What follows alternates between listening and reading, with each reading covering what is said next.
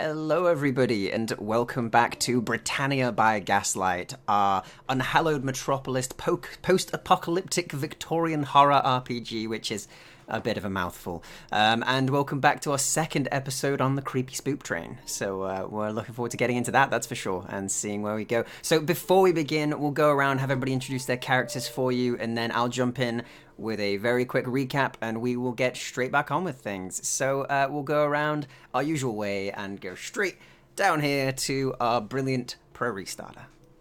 Hey, yeah, glad to be back. I am Pro, playing Alucard the Dampier, vampire and detective extraordinaire. So glad to be back and getting some expert service on this train. Indeed, you're getting some damn good service, as we'll surely go into at the beginning. And Charlie, welcome. I forgot it was me next. Sorry. I thought you were going to go It's to okay. Cousin Lindy next. I'm sorry. No, unfortunately, not Cousin Lindy next. It's you, then Jim, then Lindy. Well, there's your warning. It's cool. You kept us on the edge. I know. I love the tension as we wait to see how Lady Faye Dunmire deals with the choice between two passed out people on either side of her, whilst holding a battery and a baby in a improvised sling across her chest, on her way to go and check out the engine / the driver. And she's been told the train can't stop. So we'll see how that's gonna turn out. Lady Faye is a socialite, philanthropist, heiress, way out of her depth and way too far from London for her liking, and yet the past seems to keep catching up with her. So I am very much looking forward to finding out what's going to happen with the rest of today as she continues to adopt people into her entourage. I don't have an inventory to manage, I have people. Yeah, they are your inventory. They are my pockets. inventory. I have a lady's maid, a dog, a Frank, a baby, Alec. Yeah, there you go. You got a lot. You got a lot going on there. So you're gonna get more and more people as we go. We'll end up with your own private army that you're gonna have at the end of just people following you with rucksacks, carrying all your things. Go and march in Redthorn Manor. Yeah. Make sure she's not holding any more people prisoner for torture. We go full circle by the end. Yeah. All right. So, and Jim, welcome back. Thanks for having me back here. This next episode, every 2 weeks, man. Always looking forward to coming back here and seeing what you've got in store for us. And this week seems like it's a ghost train, so we'll see how that goes.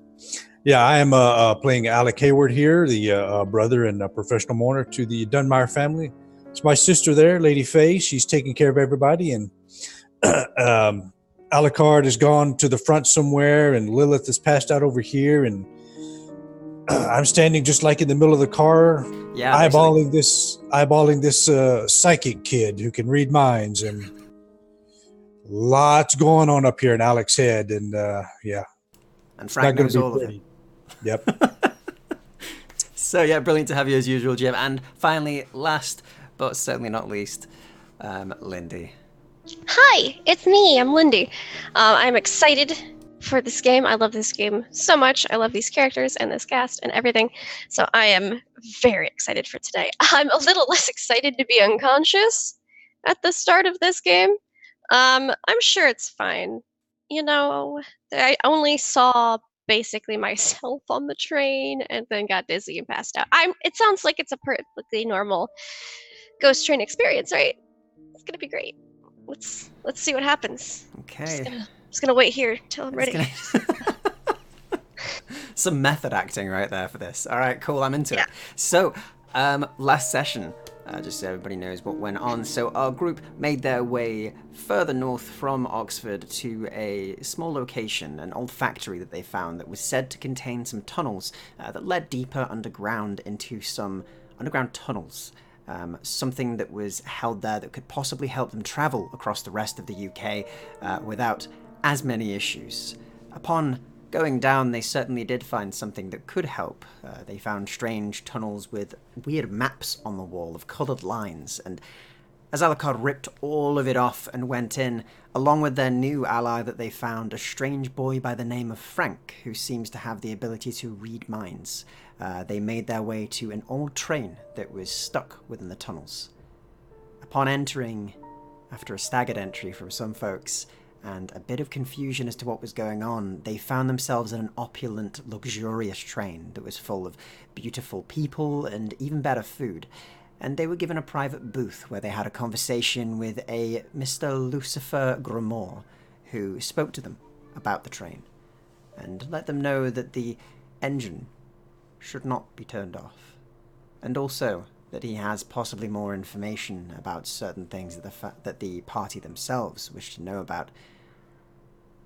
So, after that, you began to make your way towards the front.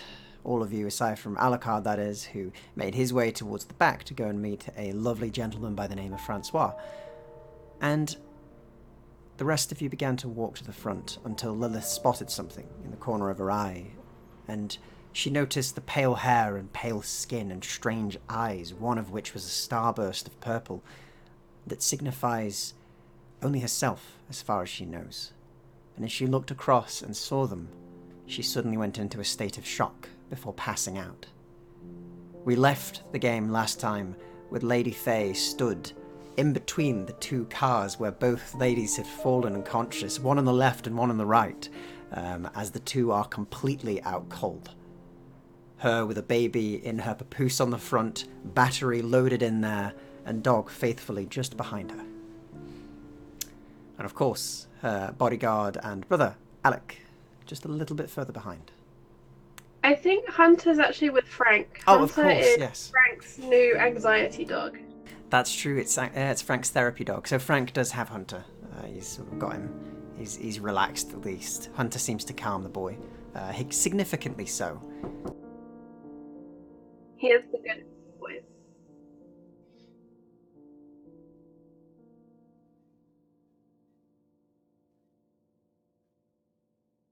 Sorry about that. Get invaded by the family. That was well over there. So where were we? Yes. So Frank has the dog. You were in the middle. And what were you saying just before?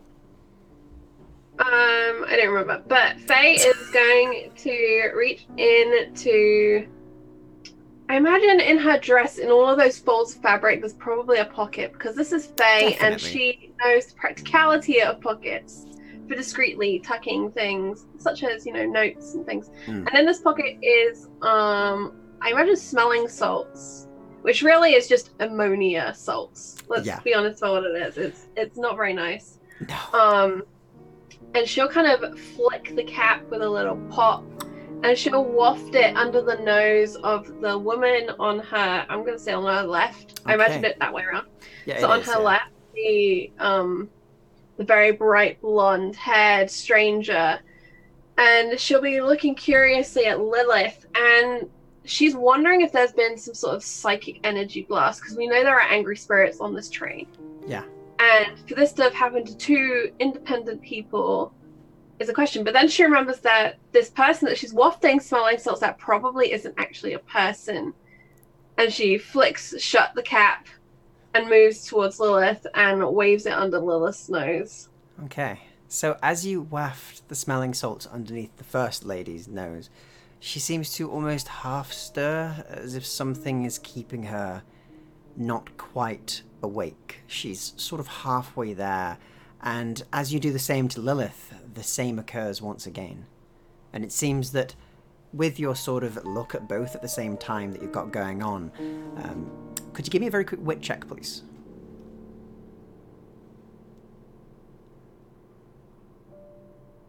I can, if I can find my character sheet. Because I just went to look on Roll20 and I was like, First challenge. Wit is 3. Just had one of those moments of, where's my character sheet gone? Completely understandable. Go. Boom. 6. On a solid 6, she doesn't seem to stir either. They both seem to be in this strange semi-unconscious state, but when you try and stir them with these smelling salts, they almost do, but fall back into their sleep once again, as if something is almost pulling them back into the realm of sleep. They, however, seem to be, aside from that, just unconscious. They are breathing still. But you do see that, and you don't need to roll on this one, given your medical knowledge, and you're directly over them, that their breathing is very, very slowly slowing, bit by bit by bit. Faye lacks the aluminum to make a tinfoil hat, but she is going to pull out her golden heart listener thing that I've forgotten what it's called. And she's going to put that in her ears, hoping that the metal on it is going to defend her. She's going to reaffix her silver respirator across her face. Okay. And she's going to march purposefully towards the back of, I think we're in B, right? You're in B, yes. So you're We're in B, you're going past to A. the cabin, and she's marching towards that driver's door with great purpose. Okay, no problem. Leaving behind these two who are apparently slowing, possibly into a coma. Who knows? She would like to talk to the manager of this train. Okay, so you attach your mask, you get your stethoscope in, and you get yourself prepared, and you walk completely concealed, partly on the front, and also with the baby in the papoose on the front with the battery stuffed inside, as you march towards the front with a drive per se to talk to the manager of this establishment, and you make it through and disappear through the end of the carriage and out towards A. And as you do that, Alec, what are you doing? Are you following, or are you staying behind in B? Oh, as soon as I saw my sister come to a decision, I'm watching her face pretty much the whole time and just looking around. I see when she steps up, and I know where she's going, what she's about to do, because I've seen her do this for our whole lives. So I'm in front. I'm opening the doors. I'm clearing the hall, and marching right along. I know where she's going. No problem. So the two of you head over towards carriage A, and you disappear through the door. And meanwhile, Frank sort of like stood about for a little while, and he seems to go and sit on the seat next to Lilith and just sort of watches her as she's like slowly stopping, breathing more and more, and just strokes the dog calmly. And we'll leave you there for now. But Alucard, meanwhile, we cut back to you. It's been a good time. Francois indeed is skilled, and you have had a whole other kind of buffet. And it seems that the back end of the kitchen has been very much private for you for a while. And Francois sort of just lets out a long sigh of relief and offers you a cigarette. This should help. You will. Amazing. I have a question. Yes. How nice is Francois? He's lovely. Absolutely lovely. He seems very pleasant, very nice, and actually very friendly. Overly so, you could say. But he seemed very nice, very pleasant gentleman. Not your normal Frenchman. Not your normal. No, he's very polite to say that you've got an English accent on you. So. Okay.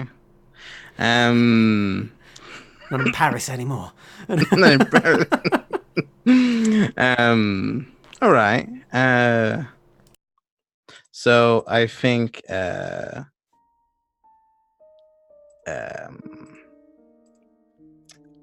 as he hands me the cigarette, I just say,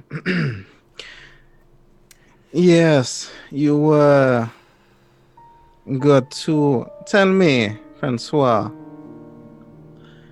How long have you been on this journey? Well, I mean, that entirely depends on what you mean by that. Do you mean how long for this particular journey, or how long upon my journey? How long you been on this particular journey on this train? I believe we set off around an hour ago, roughly. We set off from London. It is quite quick, you see, on the train. But we had to stop off in Oxford for a while.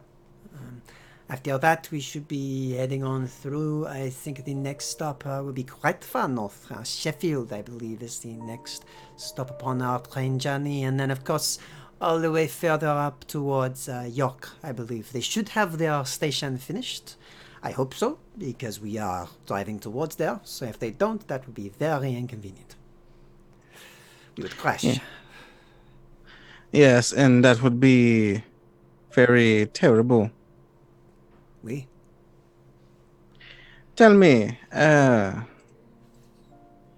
who is currently Prime Minister in France right now? Ugh. I don't keep up with politics, but last I heard,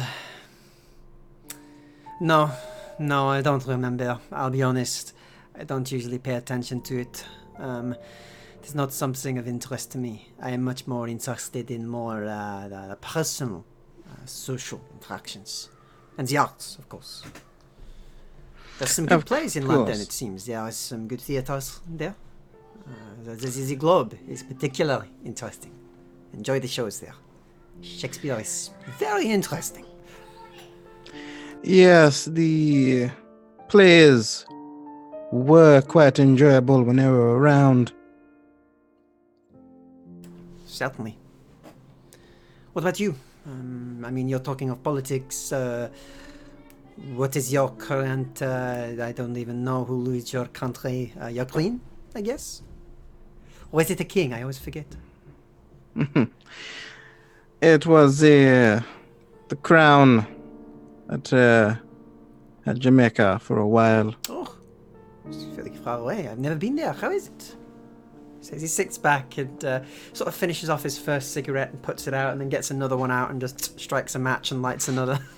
I'm gonna, like, as I'm talking, kind of like put my hand down, and as I put my hand down, it's going to like rest on like my leg, but near his like hand or exposed skin, just to see if it burns. And as you touch it, it does not burn. No, the flesh feels normal. It feels slightly colder than it should do, but aside from that, normal. Unless you've got the coin in your hand. No, I'm taking a cigarette and I'm trying to burn okay. like Francois. Yes, you do that and he doesn't seem to react at first. And then as if sort of like there's lag on his responses, he then goes, dreadful. Oh, I'm sorry. So enraptured I forgot what I was doing. I get told that a lot, it's fine. What can I say? You know how to captivate me. Well, I mean, I certainly do try. Tell me, Francois, you have any family in England, or are they all back in France? No, I have a few cousins here. A couple of cousins live here. My great-grandfather lives still here as well. He moved over years ago. He likes the weather here, he says, which I think is a joke. He's a very funny man. Yes, I mean, that seems quite nice. I don't have any family over here. It's just me. That must be lonely. Well, not right now, of course. Of course. Tell me, do you want me to tell your relatives anything if I ever bump into them? You know, no, I don't think so. I'll tell them myself when I finish this thread. I don't think you're gonna be finishing. He looks at you a bit funny, and then we'll cut from there for now as we move on towards Lady Faye and Alec as you both walk into Carriage A. And as you do, there is a interesting show going on. There is a piano that has been bolted to a stage at the back where you see somebody playing, and it's a beautiful song. And you see a singer on there as well who is singing quite loudly in Carriage A. And the seats here are lesser like the others with the booths. They're more single rows of seats that go all the way down both sides, and some of them have a table in front of them where you can see the various servers of the train are placing down trays of food and drinks and wine, and everybody here seems to be having a wonderful time. You can see sort of the backs of many people's heads as they're all sort of like listening to the songs and seemingly drinking and all in merriment at the moment. And at the front is the singer, the player of the piano, and a door that leads further within. And in front of the door you can see a sort of an older looking lady wearing a very fine looking dress and a bit of a smile on her face, though only slightly. And she seems to have very grey tumbles of curly hair and looks to be later on in her years as she looks around there and seems pleased with what she sees. I will pause for a moment as we enter the room there and glance at my sister, expressive eyes, and see what she has directive. She wants to continue or what? Certainly. And it's very clear that after Faye pauses for about half a step, she just continues walking through. She has very little interest in what's going on in this room. No she problem. has a medical emergency to report to the management of this train. Yeah. So who do you approach? I will move forward, just make sure to clear the room gently. And like I did when we first entered the train, touching all the objects, as I'm going through the people, I'm just going to kind of touch to see if they are also real and So as you do that, believable. could you please give me a very quick wit check, as you're paying more attention to the room than Faye is, whereas Faye is like, I have a goal, I'm going for it. Right. So you, on the other hand, could you make me that? And Faye, just double check, who are you heading towards? She's heading towards the back of the train. She's looking for that door to the Yep. connector. Cool. Yeah, so that would be the one in front of which is the sort of finely dressed lady. Mm-hmm. Cool, not a problem. So on your 16, as you sort of begin to walk through and you sort of place your hands on, they all feel solid, but there's something a bit off. They feel a little bit more pliable than they should be. Like everything is softer than it should be and moves with your touch. And as you sort of look over, you do see that the ones in this cabin, the ones all sat in the rows who all seem to be drinking and watching, you see their faces all just look to be smooth. There's no features on them. They're just plain faces. There is no area where the nose should be, no concaves for the eyes, just a smooth plane of skin. They do, however, continue to put their wine up to their lips, and the wine does it does absorb into it, but it's strange. You can't make any features out of any of these people. Only the singer, the player of the piano, and the lady in the back. All right, so there I do hear singing. The lady at the front is singing. Yeah, and she has a face, which is notable. All right, the crowd. Anyone talking, murmuring? They seem to be, but it's all in a strange, sort of almost just out of earshot murmur that you can make out. Even when you're closer to them, the volume doesn't change. It is the same volume. It's this consistent mumbling murmur of just nonsensical language. But the only words that you do obviously hear over all of that rings out and almost obscures this cacophony of strangeness is this singing from the front, this beautiful singer who is laying out this beautifully sad song.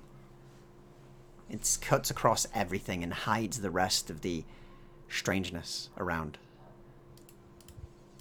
All right, so as we're moving through and I'm gently moving people or porting our way through the crowd there, any reactions towards us? None at all. None that you can see from the ones that you're touching and moving and looking at. But there is one who makes a reaction, which is, of course, the lady in front of the door as Lady Faye approaches her in her strange attire. And she simply looks at you, Lady Faye, and just sort of inquisitively, waiting for you to speak, rather than speaking herself first. I'll step to the side there and let them face to face. Pardon me, I am in need to talk to the conductor of this train. Oh, well, we can certainly arrange such a thing. I can go and collect him if you wish. He's rather busy right now. He's making sure that the train is, of course, in working order, but I can certainly take him to have a break once it's all running up. And you would be... Oh, I'm quite capable of speaking to him myself, if you I'm wouldn't sure mind. you are, but of course we cannot let anybody into the back of the train, or indeed the front, with the engines. It is something of great secrecy, of course. And you would be... Apologies, you seem to be a lady of much import. She says, looking over you with a bit of a... Are you? I am not anybody. Step aside. Well, if you are not anybody, then I should not let you within this area. You give me no Faye reason is about 2 seconds from sweeping this woman out of her way. Hello. And she fixes her with an expression and is literally just says, "You know exactly what I just meant. Now move." Could you give me an intimidation check, please? I can. Can my presence looming beside her give help my sister out there? It may do, yes. I will be applying a benefit based on that to essentially negating a bit of the TN. And are there any shadows here? How well is this car lit? It's very well lit, but there are long shadows behind the people in the seats, which there shouldn't be. It is quite flat lighting, like a lot of people are lit quite flatly. But despite that, there are like these long shadows as if they've got one directly above them. And if you haven't got anything to do with intimidation... I have any etiquettes, yeah. Okay. I have a lot of different etiquettes that are useful for things. Otherwise, it's no, just that's charm. a guile one. Sure. The guile. Just give me a charm check instead, then, please. Okay. Charm is... Okay. Do.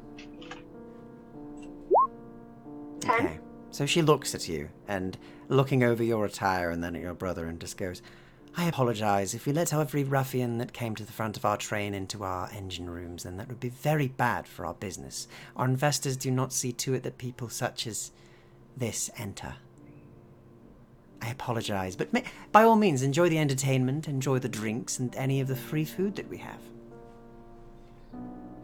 Does this chick count as lower class? No. She has the bearing of very high class. Like, she holds herself proper, shoulders straightened, head up. Unfortunately, this says young aristocrat, so that's not going to work either. No, she's definitely old. And she kind of looks at you and goes, I don't want to have to report you. Oh, please do, with haste. No. I see, she says, and just kind of stands there for now. I'll see to it that you are, then. But for now, please, step away. Perhaps you may also report the 2 passengers that have passed out just down in carriage B. Oh, dreadful. Well, of course, she says, and she kind of looks across to the audience and goes, Henry? And you see somebody stand and walk over. But as they pass you, Faye, you do notice their distinct lack of any features, wearing a bowler hat and a suit, but nothing on their face. She goes, Henry, dear, if you would go and attend to the carriage, which one is it, sorry? B. B. Henry, if you would see to it, there are 2 passengers that passed out. If you would get the doctor to be able to look over them for us, that would be delightful. Thank you, Henry. And he nods and seems to, move his head as if he was speaking slightly. And she goes, oh, yes, of course. Yes. Oh, dreadful. Oh, yes, please. And then he begins to leave. There we are. Thank you for reporting. Faye's narrow her eyes. She wants to figure out if this is the one that's in charge. Okay. And I think she might call out to Frank in the back of her mind and say, how close am I? Okay, so you hear in your head, though faintly throughout of the walls that are here, you hear sort of the murmuring of Frank in the back of your head as you do hear, it's close, but I don't know how close entirely. It's strange in here, but close. You're very close. Be careful. Okay, and then can I do a wit or something? Yeah, check sure. See if I can figure out one. So what is it you're trying to exactly determine here? Because I could give you a bonus. She's kind of narrowing her eyes and she wants to see if this woman is being deceitful, that there is someone else for her to go and get, if it's this woman that is actually in charge. Okay. She definitely has command, that's obvious. Yeah, but so, it's So you can give me an etiquette check on that. You can give me an etiquette Okay. rather than... and you can have a +2 to this as well, as this is something that you would be able to have had experience with, of the bearing of people. Especially nobility. You know a certain way they carry themselves. Mhm. Nice. 20. Okay, so you look over her, and indeed she does have the bearing of somebody in charge. Whether that means that she's in charge of this place in a larger way, such as the one who has this strange feeling about them, is not entirely clear from looking over them. But you get a heavily sort of strong feeling that this lady, she's in charge of everything that goes on around here. She is the person to talk to. She is the manager, so to speak. Mm-hmm. And she seems to be, as you look over her, you do actually see a pin and the symbol of the family that she's from. And you see that she is from the family Ashton, which is a very, very reputable family back home. However, this lady doesn't carry the bearing of any that you know. Mm-hmm. Not in recent memory, at the very least. Alright, Faye's gonna try something else before she tries being nice, because she's not in the mood. She still, with her eyes narrowed, analyzing this, she says, Lady Ashton, when exactly did you die? What kind of a question is that? I insist that you leave here post haste. Please attend to your carriage and perhaps see which is more appropriate for you. She looks a bit worried. Okay. Faye is going to retreat a small way, but she will sit in this carriage, and she's going to wait. She kind of huffs slightly in sort of indignation before eventually she does sort of open the door behind her and disappear into the carriage behind. You see one of the strange, faceless individuals step up to the door, and he sort of adjusts his cuffs and stands in front of it. When my sister mentions the word dead, I want to take a look at this lady, this Ashton, and then compare it to what I know about the dead with my thanatology. Certainly. Could you give me a quick thanatology roll, please? Get the right. There we go.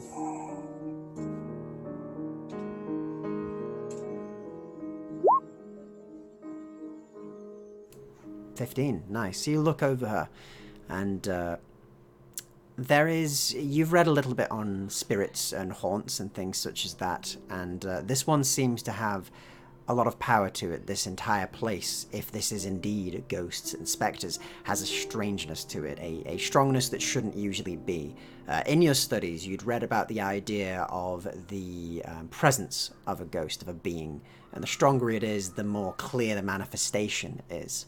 But the fact that there's this clearly sort of, in this one cabin where everybody else is strangely blank, there's these few people that have these faces that have this lifelike look to them. It suggests that if these people are indeed dead, that perhaps they're of a stronger nature. Something binds their spirit here more than others. But looking over her, you can't determine any specific signs of them being dead, aside from, of course, your previous knowledge that they may be. All right. I will just stand beside my sister there and keep observing the room. Okay. As Faye takes her seat, she reaches out to Frank once more and she says, Frank, I need you to get Alucard. Lilith may be in danger. Right. Oh, yeah, it seems there's somebody... They don't have a face. People are meant to have faces. Yes, they are. I'll reach out right away, he says, and yeah, he kind of cuts off, and that's where I'll leave you for now. Meanwhile, in Lilith's dreamland, Lilith. I'm not just in unconsciousness, I'm in a dreamland. No, you're in a dreamland. Oh, wow. Welcome okay. to Disney. Anyway, anyway, no, so, unfortunately not Disney, but you do... Dreamception. You find yourself in a strange place. It's a white room made of almost a white marble, and it's very much a cylinder, and there is a plain white marble floor with strange sort of like golden engravings running throughout it, and many different rings, and the sides of the walls are all clear. And on the wall itself you see a symbol in a gilded gold that you remember, that one of which was your captor's before. And your memory begins to slowly whirl, and you feel familiar with this room. And as you look around once more, suddenly somebody appears in the room. A gentleman wearing a white suit with a simple golden tie that looks rather extravagant and slightly glittery. And he's got sort of short-cut blonde hair and very piercing blue eyes and very pale skin, oddly pale. And looks over at you and smiles gently. Ah. So you're back. You know, it's always so dreadful when you leave like that. You should really come back, Lilith. Is that what you're calling yourself now? I believe it is. She's gonna kind of take a second to collect, probably takes on a bit of a face journey as she just composes. What was I calling myself before? You would love to know that, wouldn't you? Yes, I would. Good. That means that you've at least got some sense to you still. That's good to hear. I didn't know if you had gone insane leaving in the way that you did. You were meant for something greater, Lilith. Something much more important than your mere whimsies. Who are you? You should know that. Of course you don't. That's what makes this sort of entertaining in a way. But that is the question. Where am I? Why? What is going on? So many questions. Yes. I would like some answers. I'm sure you would, and I'd love to give you them, except this is far too amusing for me. So, where do you think you are? She just deadpans him for a solid second, like, Just really? look at you for a short while and sighs slightly, and then looks around and goes, very well. It looks like white room. Your observation is brilliant as always. Yes. Very astute. Your accent's a bit different. Like, very Yes. different. I've heard. He continues to stare at you from across the room for a moment before he begins to adjust his sleeves. She thinks she slightly. crosses her arms, like she ain't happy. So, here's the thing, Lilith, all right? Yes. You had a great purpose, and you threw it out of the window and ran away. And I'm not pleased about that, because that is not good. That doesn't work within what we had planned, and we spoke about this, and you said, yes, it's fine, but in your other accent, and I said, great. And then we were meant to have an arrangement, and what did you do? You ran away. I don't remember any type of arrangement. Well, that is unfortunate, isn't it? I remember waking up in a strange place and then being a prisoner. Unwillingly. Yes. Well, there are sacrifices that we all need to make, are there not? What arrangements did we allegedly have? You were to stay. You were to go through the process to become something more. To become something greater than just what you were. This is all very vague. Yes, well, your Americans seem to be very angry about the whole ordeal. it seems. My Americans. Your Americans, yes, yours. And who might they be? I don't know. Ask Lady Redthorn, I imagine. You know them, so does she. She caught most of them. Interesting. I've heard you're travelling around with Lady Faye now. Oh, she's delightful, isn't she? So smart. She's something. Oh, come on, Lilith, that's a bit unfair. Her achievements are very good. Saving orphans, doing medicine. Yes, so admirable. Charity work. If there was anyone who would walk around with a baby in a papoose with a battery with them, it would be her. Yes, if... How do you know this? I know many things. Sort of what I'm here for. But regardless of that, there is one thing that I'm mainly here to tell you, and that is that you're dying. And it's really inconvenient because you were meant to die in another place, and this place doesn't suit. Oh. I don't want you getting trapped within wherever you are. I'm terribly sorry that my apparent imminent death is inconvenient for you. Highly inconvenient. You could have at least booked it in. He sort of smiles at you again and then looks around and goes, right, well, we'll be here for a while. So this will continue for as long as we need to. Remember, Lilith. Remember. Do your best. I've been trying to remember for the past 18 months. Not hard enough, clearly.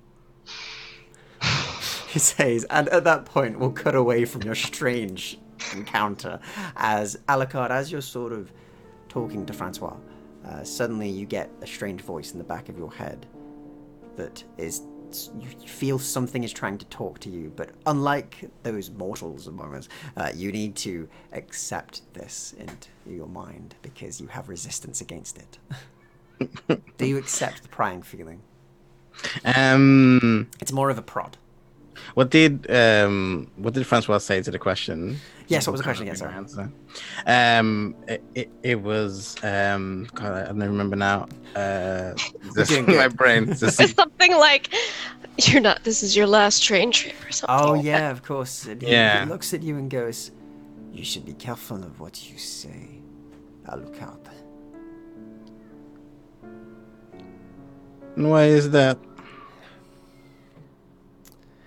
This place is not exactly as it seems. I'm sure you have found out, given you're saying such things. But this train has been doing this for over 20 years, at least to my assessment, he says, and he sort of opens a cupboard nearby as he sort of just rolls over and opens it. And you see there's a sort of little chalkboard underneath the counter, and it's got 20 little ticks on it, and then a couple that are faded, and then crossed out, and then rubbed out and wiped again. It looks like he's unsure about the rest of them, but there's definitely over 20 marks there. He goes, every time I get the feeling, every time my mind becomes my own again, I place one tick. This train was meant to run once a year, initially. 20 journeys or so, some are blurry. Must mean this, right? When I do it, it stays the same. This doesn't change.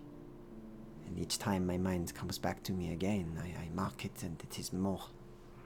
You're either dead or you're trapped. Both of these things sound terrible. Indeed. Most likely, the train exploded, crashed, as you said, or something even worse. And what do you think is even worse? Sabotage, experiments. Dreadful. I honestly cannot say myself. I merely know that I am here to serve on this train. I am innocent of any such things, but Who else is doing what you're doing? I look towards the chalkboard. I don't think any of them are doing the same thing as I am doing, but there are a couple of servants who seem to be in a similar position to me. They seem to be doing similar things, marking their way, their time. The only one that I can say is different is, well, the Lady Ashton. She seems to be in her own mind still. Every time I hear her, she seems to be herself still, but she has a look in her eye.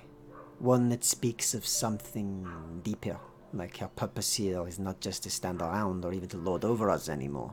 Like she is not truly in control anymore. Like it's all taking its own course of actions. Indeed. Isn't it the way they always overlook the serving staff? Indeed they do, sir. And that is what so far has no doubt kept me alive, or whatever this is. Well, I'm going to give you a choice. You can stay here and keep serving these nonsensical people and keep rattling on your chalkboard. Or you can gather up the others who know what's going on and we can go and talk to this woman. With all due respect, sir, the reason I have been still as I am is that I haven't confronted them. There have been others who have, and they did not stay the same. I have not seen them or heard of them since, and those that walk have no features, no face. Like they are just, to excuse the term, ghosts of what they once were. There comes a time, Francois, when you must stand up for what you need to. You want to be a prisoner for the rest of existence. At least if you perish, you'll die knowing you fought for something. Yes, How did he say it? Revolution, viva. It is something like that, sir. He says and kind of gives you a tired smile and nods. Very well. I shall try. What's the worst that could happen? And at that point, that poking is like doubling. There's a lot more poking going on now. It's gone from gentle prodding to like desperate poking. Shaking at the door. Yeah, basically. I let it in. I'm just like in my head. What is it you want? I'm busy. Yeah, all right. So Lady Faye's contacted me. There's something not right with this place, and also there's people without faces. They're coming in. They're taking Lilith. What? And at that point, it cuts off. God, I get up. I I just like as I like slide open the door loudly, I just say, "Get your people ready. Things are changing," and I'm gonna run with my guard to Lily. So you run down the train. You've got like a whole 2 carriages worth of space to cover. So could you give me a very quick vitality check, please? I can. I'm trying to think if I have anything that's like Like a supernatural thing of some sort that Is allows this you like to... a feat of strength? Would you say? I would say it is, sure. Like Okay. you are like outright sprinting with all your might, I imagine. So yeah, like certainly would be considered that. 21. Whew, okay, cool. So you bound through the carriages and you begin to make your way through the different benches and different booths around you. It's all like blur. that flash scene when it's like running really fast. Yeah. Like as you're like making your way straight through, and you pass all the booths. Yeah, Tom Cruise run all the time. Oh God! So you're making your way through, and you keep turning and twisting between the different benches, between the servers in the way as you push straight past them, and you make it towards the doors to carriage B from carriage C, and you swing open that door immediately, and you look down, and at the end of the carriage, you do not see Lilith, but you do see Frank unconscious as he is being dragged away by a faceless thing. And Hunter is barking and chewing at the leg, and it doesn't seem to be stopping them, as you see the flesh almost seems to extend from the leg as he chews and yanks and tries to bite at the man. I'm just gonna run forward, and as I run forward, kind of like keeping the momentum, I'm just gonna kick towards this individual's like back while like grabbing the boy. Okay, cool. So could you give me a quick melee attack with that then, please? So an unarmed. Yeah. And given your speed, I'll give you +2. Because you've got a hell of a run up for this. So Yes, man punch. Nice. I'm just looking at all my stuff again. yeah, certainly. I have.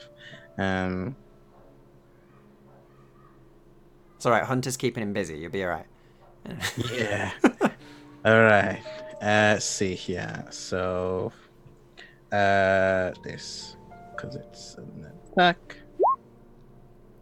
So you do connect with the thing and you grab the boy, and as you do, you tear Frank away from it. The thing itself, however, as you hit it, seems to be strangely pliable. It's almost like you're punching plasticine. It like digs in and there's like an imprint where you hit it before it pops back out.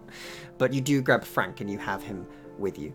And the boy is still unconscious, unfortunately, but Hunter runs back over towards you and heals by your side and growls towards the thing. As I grab him, I continue the momentum, and I kind of go into like a downward kind of barrel roll, not barrel, but kind of like a crouched position, kind of using momentum to spin around, and I bring out my leg, doing some capoeira stuff, and I have Spitfire, which lets me do an additional attack. Melee attack, yeah. Yeah, so I'm gonna do that. Go ahead, please. See if I can get this thing like destroyed. 22. Nice, that's another hit. I'll tell you what, we do damage on that one as well. Yeah, how do you damage again? So your damage is your vitality for basically for unarmed. So it's 2d10 plus vitality. Right, and I have brutality, so the armor isn't doubled against the Exactly. Which is useful. Yeah. But yeah, given this one is a more direct hit than a trying to get Frank, yeah, do the damage. Oh, it's 21. Sorry, it's 21 damage. Cool. All no, right. no, 20. 21's a hit. Sorry. Yeah, that's fine. That's fine. I put in the wrong. It's all cool. 12. Okay, so you hit it and the head snaps back and then flops back into position as your capoeira foot. You kind of go down, you crouch, you bring your leg up and it smacks it straight under the jaw. The jaw goes back longer than it should, almost like its head is sort of elongated and flops around the back before it comes back. And I'll leave you there for now, as meanwhile in carriage A, where you were before, what are the two of you doing? The lady's gone behind back into the rest of the area. And aside from that, you can still hear the music playing. And of course you've contacted Frank, Lady Faye, and then something is off. Something is wrong. You get a feeling in your gut. There was that tentative feeling where he kept that connection before. Even when he split off to talk to Alucard, there was that tentative little thread that is now just frayed and snapped. And there's a strange absent feeling in your brain, as if something that was once there is not.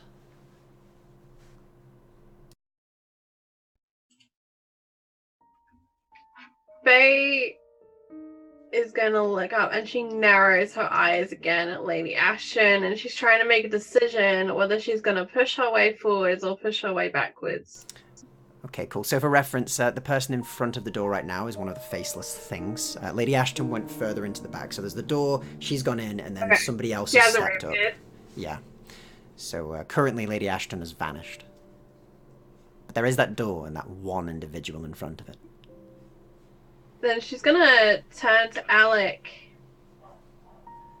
and give him a look that says, "Please move that man out of my way." It's probably a look you've seen many times. Mm-hmm. Yes. All right. So when Lady Ashton disappeared through that door, Yes. what did you see on the other side? Could we see through it? So you can give me a wit check. John? Sure. You both can give me a wit check on that. Because there is something specific that you possibly could see as she opened the door that would relate to the two of you.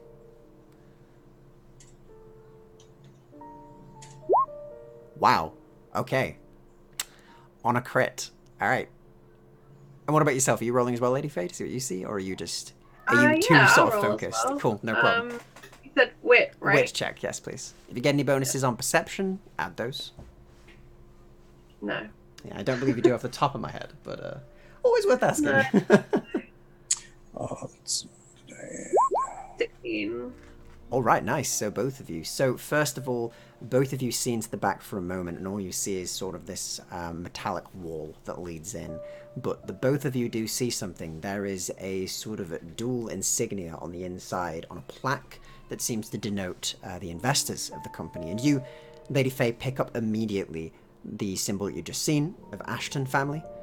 But as it closes, Alec, due to your angle, you spot something else, and you spot something that very much is disconcerting to you, as you also see the family crest of the Dunmire family, just aside it. And this is in the hallway? This is like a hallway or room? Hallway, yeah. So as you open the door, there's like a hallway that you could barely see the side of the wall of from your direction. And it had the dual insignias of both the Ashton and also the Dunmire family, suggesting the Dunmires were somehow tied to this project. Which is strange, because you've never heard anything of it. All right, so seeing my sister's glance, I understand her message. Yeah. I look at the others that are in the room, that are still in the room. There's quite a few of them. There's about 14, 16 of them all sat in their chairs, and they're all watching the music go on, and they're sort of just sat drinking their wine that just fades into their face, and their food that just disappears, and are just blankly watching this. All right, so I will return the message to my sister, expressive eyes. I want her to move and put her back against the wall that the door is on, so that her back is not against these 14 crowd people. Yep. And I flick my arms and bring out those two knives that I picked up off the table earlier. Yep. You snuck away two knives as you were walking around. So you got two kitchen knives. And I step up to this person on the door that's guarding the door. You think they look back. They have no eyes, so it's strange, but they kind of turn their head towards you. Okay, so they do notice as I approach. All right.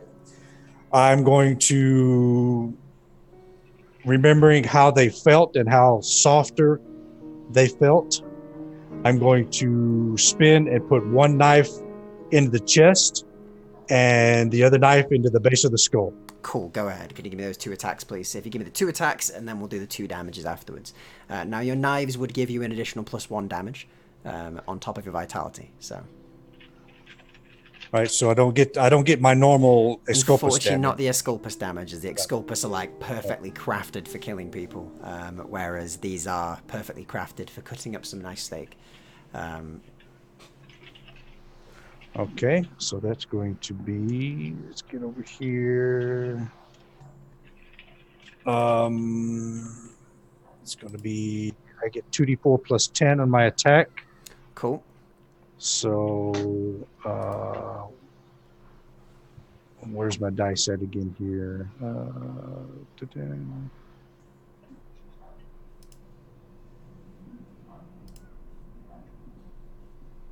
Cancel. Nope.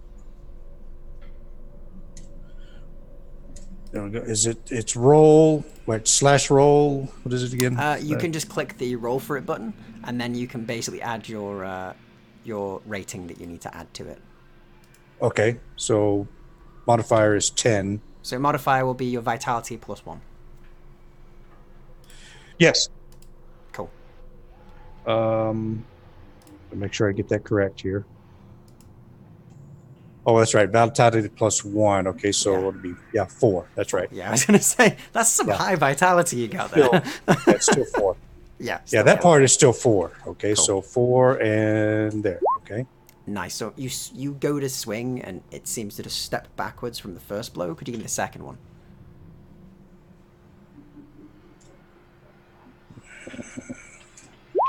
Okay, so the second one is a crit fail, unfortunately. So you swing with the first one, it steps to the side, and your second blow, you go for that stab towards the head, and it twists weirdly, and as you sort of shift your position to strike the skull, you hit the side of the wall and ting off of it, leaving you on the back foot. However, as you're on the back foot, this thing does go for you as it dives towards you, leaving the door wide open. And I'll leave you there for now. Faye, do you take the opportunity to get through? I think she does. She takes the opportunity that Alec has made for her. She does do one tiny, like, glance back of concern, but she pushes forwards, like, Okay. he knows what he's doing, right? He knows. He does. And you have that slight look back of concern, and right now you see this thing sort of dived onto Alec, who's certainly wrestling it as you walk through the door, and the door shuts behind you, and you hear a click as it clicks in place and locks.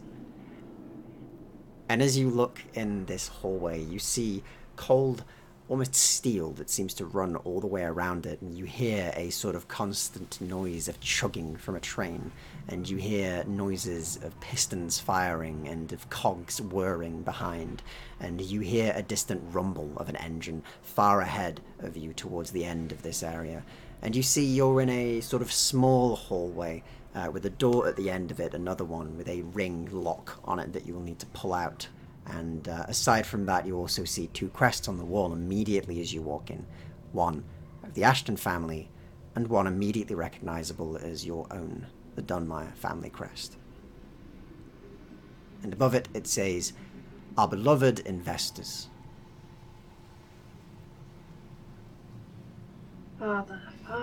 Father, you always did find interesting things to invest in. And I think she approaches it, kind of reaching out a hand to touch it as it is a connection. She believes to her father, or maybe even to her grandfather. And she'll kind of adjust Rebecca in the sling a little bit. And she's going to move that battery out of the sling and down into her hand in her pocket. The hand that's not reaching out to touch the crest on the wall. Okay. And as you reach out to touch the crest on the wall, you do feel a strangeness overcome you for a moment. And you almost, as your fingers are ghosting over, just almost touching, you almost hear murmurs in your head. As if speech that you can't quite hear.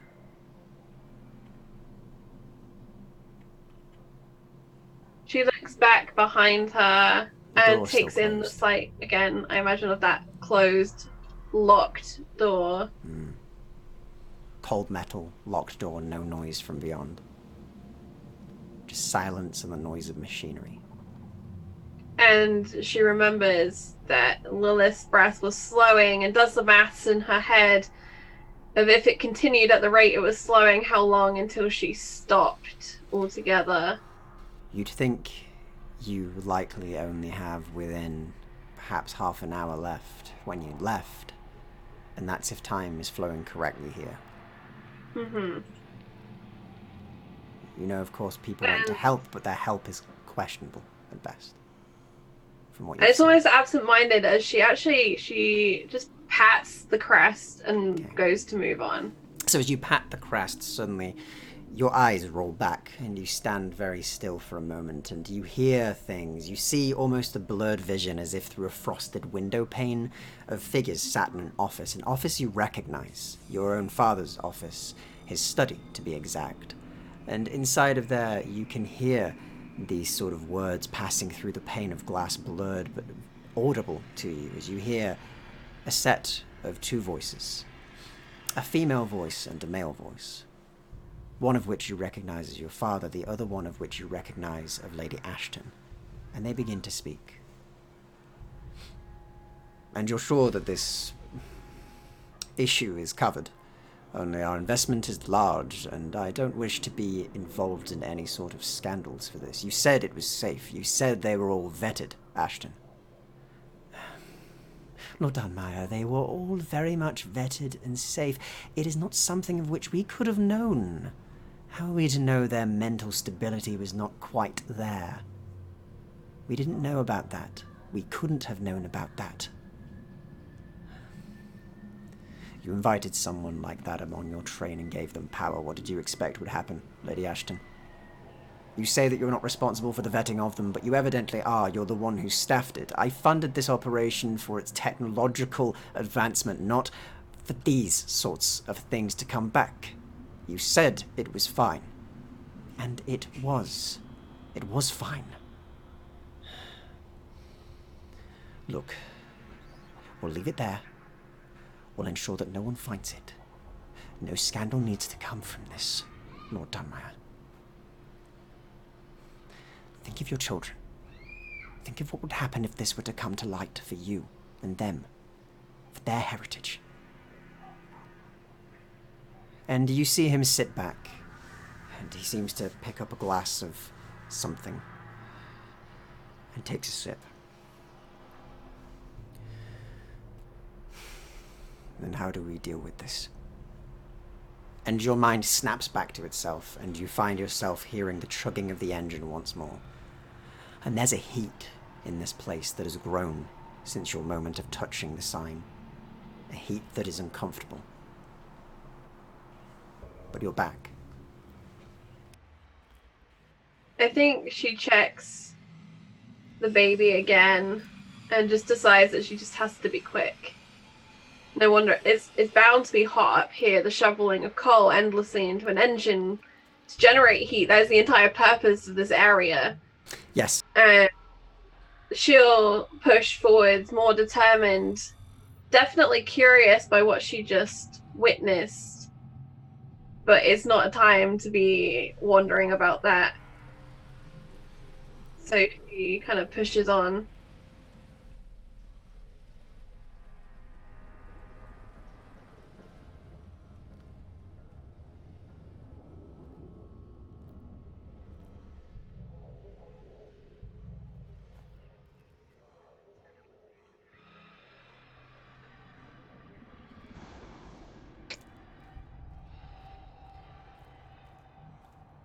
Stranger? I've just realised I've been muted this entire time. So basically what happened is Oh, no. Lady Faye Dunmire found this sort of strange lock ahead of her, which she had opened. When she got close to it, it opened itself. And hopefully she also found out that her father had funded this project and that there's something that they needed to cover up, something that all of them needed to cover up, that they didn't want to go and be known about. And that he was troubled by this, and that Lady Ashton almost made it seem that her family was at risk. And as this door is open and the heat has grown in this place, we cut back to Lilith. And Lilith, you find yourself still in that strange room. And you find the gentleman is still there, and is still looking at you, strangely. And he simply says, "Alright, so on a scale of 1 to 10, how much of your memory did you lose?" I only remember the last 18 months. Oof, that's an 11. Alright, fair. That's a lot of memory you've missed. Yes, it is. Alright. So, Maybe you could just jog my memory. Maybe something like, how old am I? What's my name? What's your name? Something basic. small. Well, my name isn't of importance, Lilith, but yours... I mean, yours is Lilith currently, but I will give you this. I will at least give you this, Lilith. So, Anastasia. Anastasia. All right. It's something. It is. Does it jog anything? Is anything jumping out at you? Is there anything? Think real hard as I'm inconveniently dying, apparently. And as you're thinking real hard as you're inconveniently dying and you're in this strange middle place, could you please give me a very quick, just a willpower check, please? A willpower check. Okay, yeah. Let me look at much willpower. Oh, okay. Great. Let's see. 15. That's not Nice, bad. that's actually good. So as they say the name, for a moment your head hurts, and you suddenly remember a memory. You remember being sat on a train. You remember that it is one of the first of its kind, that you were told that you would be travelling to the north of the Englands, whatever that meant. Strange thing, really, where you're from, and that bit blurs. But you heard that Gunther, at least, was very keen on travelling on this, and he spoke to you at length of how amazing this must be. Your American guardian, Gunther Molyneux, who was a very successful businessman back home. And he spoke at length about the technological advancement of this and how amazing it will be for both trade and travel, and that they could possibly make many things like this even back home. They seemed keen on this idea. On the other hand, your other person who is with you, a Scottish lady who is very much more sceptical about the whole ordeal and thought that this would never work, that this was too expensive and took too much time, by the name of Lady Daisy McSporin. So I will write that down for you, as that's a complicated name later. Was not keen on the idea and generally had a very terrible, terrible travel. Something jumps out to you is that they were both referring to you as Lady Anastasia. Lady Anastasia. All the time. That was what you were hearing. Interesting. So I think as that headache comes and goes, she goes, it jogged something. I remember a train ride with an American and a Scottish woman. Is that why I saw myself on this weird ghost train thing? Oh, you're on a train. Oh, that's interesting. There's only one that I remember you going on that you mentioned. Yes, that must be why. You must be dying because you saw yourself. You know the whole doppelganger situation. No, I don't, because I don't remember anything. Oh, it's so inconvenient that you don't remember anything. This amnesia thing is just a drag. Can't imagine how it is. Yes. Doppelganger is a very classic tale. You know, you see yourself and you die, or some other strange occurrence happens. It must be something like that. Oh. It does beg to question, though. Fantastic. If you're there, and you're also there, that is a very interesting question as to the properties of your soul, right? I suppose. I don't generally think about my soul very often. Well, that's different. You used to. Oh. Really? Oh, very much so. Yes, we had long conversations about it. You were very determined to redeem your scarred soul and all those sorts of things. Very dramatic you were. Well, being dramatic doesn't surprise me, but... I imagine that's one thing you've kept, it seems. Still, this is lovely, but time is ticking. You don't have long left. Is there anything you want to know before you die? Aside from the things I can't tell you, I mean. What can't you tell me? Oh, well, most things. So, I mean, anything other else, you know, like, I don't know, lottery numbers, things like that. I can let you know. Give me a lottery number. 7. Why not? 7. Yes, that's one of them. Ah. The rest you'll have to live many other lifetimes to find out, but I'll get you covered if you live 10. I'm sure. Well, but can you tell me, let's see, anything else besides the lottery numbers? What's the weather? What's the weather going to be like? What, today or tomorrow?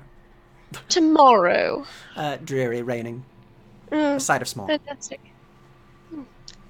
Lovely. We are speaking England, right? Not your home. Yes. Right, yes, dreary. rainy side of smog. What's the weather like in my home? Snowy. Very cold this time of year. I've heard since what happened, there's been a lot of snow. It's alright though, they have lovely hats to keep them warm. What happened? Well, you know. The You plague? don't. I know, I'm just having No, you I on don't know. I don't. He kind No. of looks at you and smiles a bit again, evidently taking joy in your lack of knowledge on this. Yeah, she's just arms crossed. She's no, can't. Dream world flying. Still, soon it'll be time for you to leave. So, Are you a ghost? No. All right. No, what are you? Well, I'm me. Oh, me. Nice. Excellent. What do you know about? Here, let's go with something you could probably tell me all about. Tell me about. Right, he says, and he sits down, and as he does, a chair appears behind him, and he lounges. What? Tell me about Alucard. Well, he died a long time ago, kind of, didn't he? Yes. Turned Damn by him. her, by his lover. Dreadful story. Amazing, though. Very dramatic, gotta say. Burning ships and pirate Yeah, battles pirates. and- I've heard about pirates. Yes. Yes, exactly. Very dreadful stuff. Very interesting, though, isn't it? It's a lot of things going on there. He's a very interesting individual. Shame he'll die soon, but, you know, it happens. I suppose we all die eventually, however inconvenient it might be at times. I mean, not Alucard, really. He's immortal, but that's besides the No. point. Oh, well. What about Alec? He doesn't ever say anything. He looks at kind of like a watch on his arm and then goes, "What? That's the wrong watch." He takes out another watch from his like Oh, breast pocket. actually, and looks never at- mind. What about Mr. Alexander? Which one's that? He's the gentleman that's got the strange eyes. Right. Yes, I think I know who you mean. Yes. I think. He says and kind of takes out another watch from a different pocket and looks at that. Oh, yes, a week. A week. Maybe. It depends. It changes. A week for I what? can't be responsible for the exact timing of these things. Oh, for him to live? Yes. Oh. I thought that's what were you asking? No, I was just asking what you knew about him. Oh, what I know about him. Well, yeah, in that case, yes, no, interesting person, very strange, popular, I've heard, in certain circles, not in mine. But, yes, very interesting fellow. Murderer, though. Dreadful. Yeah, well, it happens. Well, there's it happens, and then there's he does it. I mean, you don't just accidentally stumble into a murder. I mean, everyone dies. I mean, people get murdered. As long as he's murdering the right sorts of people, I don't suppose I don't mind so much. That's hardly for him to decide. He just looks at you with disappointment in his eyes, and then just kind of... I mean, if you murder terrible people, does that make you a terrible person? Yeah. See? He just kind of takes out a watch again of his breast pocket again this time and looks at it. Is that again. me? Are you keep checking on me? Is that what you're doing? Maybe. Do you want to look? Yes. You sure? Yes. All right. He says, and he stands, and the chair disappears as it sort of breaks away and fades into the floor, and he walks over towards you and will leave you there. Meanwhile, with Alucard, you are currently you've currently kind of gone for this thing. Its head snapped back like a strange, like stretchy taffy-esque neck, and this came back onto itself again as the head snaps back into place, and you've got an unconscious Frank with you and a very angry-looking hunter. What do you do? Does this one look like it got hurt at all by what I did? No. Hmm. It doesn't look like it, but then it hasn't got expressions. So. That's true. Is it in front of the door? Yes, it is stood kind of in between you and the door that's just behind it. Then I'd I'm say gonna just behind it. It's more like 10 foot behind it, but you get the point. I'm gonna put like Frank on my shoulder. I'm gonna take like one arm kind of pose, like kind of like sidestep myself, and I'm just gonna do a kick, try and kick in between the legs, kind of like at the knee, to kind of like get him to fall down. Okay, cool. So I can kick him in the face. Yeah, sure, go ahead. Could you give me that attack then, please? So we'll go for the first one with the kick to the leg. And then 6. Ooh, 14. Okay, so the first strike, you swing for it, and it doesn't quite hit its leg as it moves its leg out of the way and then looks at you. And I'm gonna re-roll that with my thing. Time reverses. The clock's very confusing to you. Oh wait, what? I'm gonna try that again because yeah, certainly. Oh, why is it whenever I say I'm gonna do it again, this always happens? So it gets worse. Time reverses and repeats itself apparently as you swing again, and the leg he just moves his leg away. Would you like to re-evaluate your second attack? I'm gonna use my last one. Fuck it. I'm gonna reroll again. Gonna reroll again. Time reverses once more. It's getting reverse. confusing. Slide to the left. Oh, so the third attack again. Unfortunately, he moves out of the way and he looks down at you. What about your second attack? What are you gonna go for? Okay, fine. Okay, come on. I haven't done any shit now.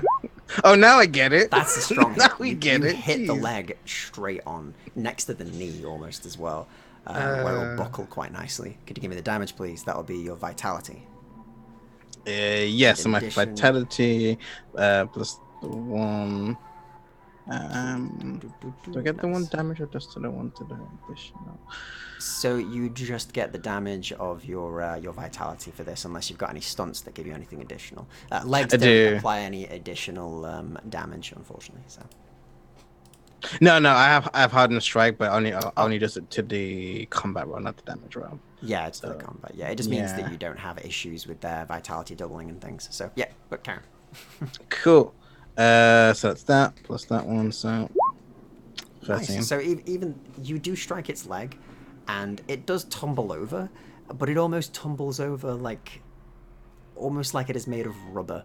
Like very loose rubber, as you strike its leg and it just tumbles to the side into the chair, and its body almost conforms around the chair for a moment, and you are left with a clear path towards the door to carriage A. But this thing is still there on the side for a moment, and just kind of turns and seems to turn its head towards you, as if being like, I'm gonna get you. What? When I've reassembled, I'm gonna get you. What was the Ashbourne, right? Yeah, the family. Yeah. So the family, The one that, particularly the one Francis mentioned was told me. Ashton, Lady Ashton. Lady Ashton. Okay, yeah. So I'm going to. Am I going by my kind of prowess by attacks, or Yeah, just sure, like the 2 yeah. attacks? Okay, yeah, because I have like I think it's like 2 plus the 3 one, so it'll be like 3 attacks. So I think with my action, then I'm just gonna shout out, and I'm just gonna say, Lady Ashton, I'd like to speak with you in regards to a very particular negotiation in regards to rail staff union work. All right, could you just give me a charm check on that, please? This is a straight charm check. We're thinking of unionizing. The words that no aristocrat wants to hear: unionization. Aside from possibly Faye, who's all about the people, so maybe. She storms out screaming no. No. Yeah, no. Uh, So that's a charm check. So would my seduction working? No, it wouldn't. You're not seducing the union into them. So I mean, I don't know. It is Union's not the free better skill. It sounds like a Seductive. goal. It is the charm. Thing with Yeah. Union. Yep. Wow, okay. Yeah, so with your 20 on your charm to sort of put your presence of your personality out there, the lights begin to flicker above you and they start to rock, and you feel a wind begin to brush through this entire area, and the lights snap off for a moment and come back. And even with your dark vision, you cannot see through this blackness that is in front of you, this miasma. And immediately afterwards, you see a finely dressed lady appear at the end of the cart, just in front of the doors to cabin A, who then kind of looks at you and goes, I've heard you wish to have a conversation, Mr. Alucard. Yes, am I speaking with Lady Ashton? That would be me. Right, well, and I'm going to look at the figure on the floor. I think we can stop with pretenses. And I'd like to have and I'll look over to like a seat, a frank and upright conversation with you. Right. Right. Well, I have time. Make it quick, though, she says, and sits down on one of the seats, kind of adjusting her dress as she sits.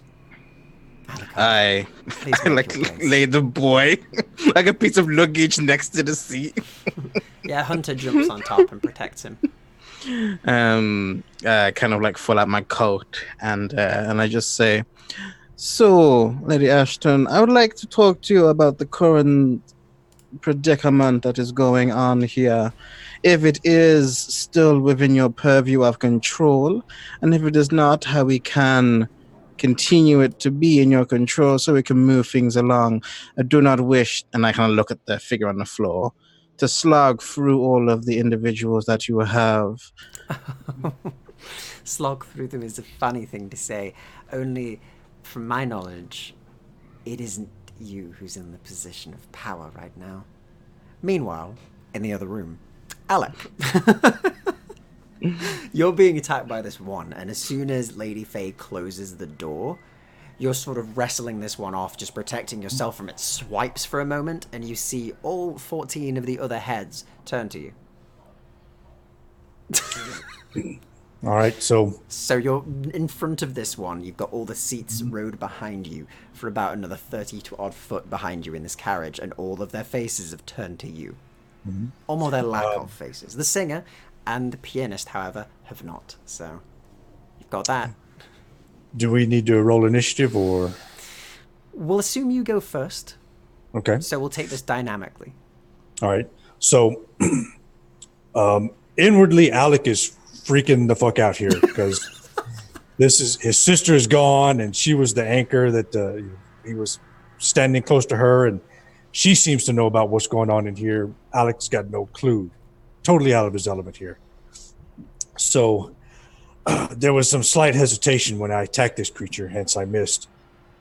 So I'm going to try to use a feat of strength, and wherever this male faceless being stood up from to approach the door, there should be an open chair. There is, yes. I want to try to push him back into that chair, and then I'm going to step back, hide the knives in front of the door where my sister disappeared through, and just assume my watchful, non-assuming posture.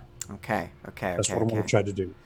Yeah, sure. So can you give me a vitality check first of all, with your bonuses, of course, for your feat of strength, as you try and just sort of shove them into it? Yeah. All right, so feat of strength, that gives me... I believe you get a +1 to it. Yeah, strong man, 3, 145. Yeah, +1. Okay, so we'll do roll. So just add a... Now, do I get to add vitality or anything? You certainly do. So it's vitality +1 for being the strongman quality, and then basically that's it. So 2d10, of course. As always in the system, everything's 2d10s. Brilliant. Yes. So on a 17, you manage. You kind of grab them, fling them into it. They hit it, and you see almost their arms melt around the edge of the chair. It's really weird. They extend till their fingers are touching the ground slightly. And you sit back, you stand in front of the door, and you return to your calm demeanor. And as you do, could you give me a very quick willpower check to just instantly conceal that? Of course, add your concentration to it, as you always do. Okay. So that's going to be power 3. Oh, nice. Okay, so that will be... I'll get a 7 bonus on that. Yep. Okay, so on your 15, you straighten yourself up. Your heart is still beating faster than it usually would because of what you're seeing in front of you. This is not normal. And you have no idea where your sister is right now. And slowly you calm that down, and you see them all, the ones that were approaching, that had stood, they began to sort of congregate towards you, and they stop still as your heart slows down. And it begins to hit that sort of pace that you're used to as a mourner when you start to hit deep meditation, where suddenly it's slower. Almost like you're not alive, as they all stand very still. all of them gathered near the door, about 5-10 foot away from you, spread out across it, some of them half over the chairs, their limbs still stretching and elongated as they're all facing towards you, but still. Right. I just want to make sure my back is touching the door. Yes. And I'm just going to stand and wait. Okay, no problem. And they continue to stare, but they're not approaching closer. Lady Faye, back with you. As the door turned itself and opened and unlocked, do you enter? You pull it open and enter? Cool. Yeah. So you pull it open with ease, and you enter. And as you do, you walk into an area that seems to look like a very clean, meticulously so, full of metal surfaces, aside from a single chair that seems to have a bit of fabric and a cushion on it. And you see a very tall-looking gentleman who's just shy over 6 foot, a bit pot-bellied. He looks a bit like he's eaten quite well, and he has a big old moustache and a conductor's hat on. And he's wearing a very fancy uniform. And in the back left corner, there is indeed sort of a furnace where there is currently coals that are burning that you can see. And he turns around and looks at you from where his many levers are, and he smiles brightly. He goes, "Well, I didn't expect visitors in here. What can I do for you, young lady?" I have some concerns about your train. You do? What kind of concerns? Not many people come all the way down here. It is, of course, off limits, but I imagine you must be of much import. Yes, Lady Ashton attempted to waylay me, but as Lady Dunmire, I believe I supersede her in my present train. I thought I recognized you. Yes, of course you are. It's a delight to see you again. And I presume you are the conductor of this train. That would be me, miss. Mr. Marcus Dustley. Well, Mr. Marcus Dustley, tell me, why can't we stop the train? Well, when it begins, it would be very terrible to stop the engines. We can brake, of course. That is how we stop off at different stations along the way, but we can't fully turn it off. You must understand, if we do, things will seize, and it would be bad for everyone involved. Yes, do tell me about your passengers. They are curious. They are, all of them, very privileged, as I'm sure you know. We've got some very interesting people. I've heard there's a sort of, like a duchess or something. I don't know what they call them in Russia. And there's like a few other things. There's a, I think there's like a German princess of them. That's very interesting. Didn't even know they had those. And of course, we've got many of our own aristocracy here, and much of the tradespeople, and of course, the lovely Lady Ashton herself. Of course they have German princesses. Well, Queen I'm Victoria not very read. For half of them. Of course. And that's where I'm not the best on history, as I'm sure you know. I drive trains, that is what I'm good at. My family is known as engineers and the like, not really so much historians. Well, I have an interest in both history and engineering. Well, given your, of course, Lady Dunmire, you may come across, I can tell you what some of this does if you want. In case, of course, one day these become so common that anyone can drive them, in which case you will be one of the first that knows how. Could you imagine? I could. And she'll come over because she's interested, but her mind is busy working on the countdown timer in the back of her brain. Yeah, the countdown continues to, of course, Lilith's extension. And you make your way towards the front, and you do see there are many sort of levers and cogs, and they have different coloured labels near them, and there is a big shovel with some coal that's sort of laid in a bucket that is next to the engine, and there are many sacks as well behind that of what looks to also be marked out as fuel. And he sort of sits and begins to run you through what each one is. He tells you where the brakes are, he tells you which ones are used to change the tracks. He does, however, tell you there's not many tracks to change right now, but one day they hope to get many tracks running to many different locations, not just the one route they currently have. But he talks at length. He seems to have a very passionate feeling about the train. He seems to very much enjoy it. And could you give me a very quick wit check as you're sort of listening to the man rattle on?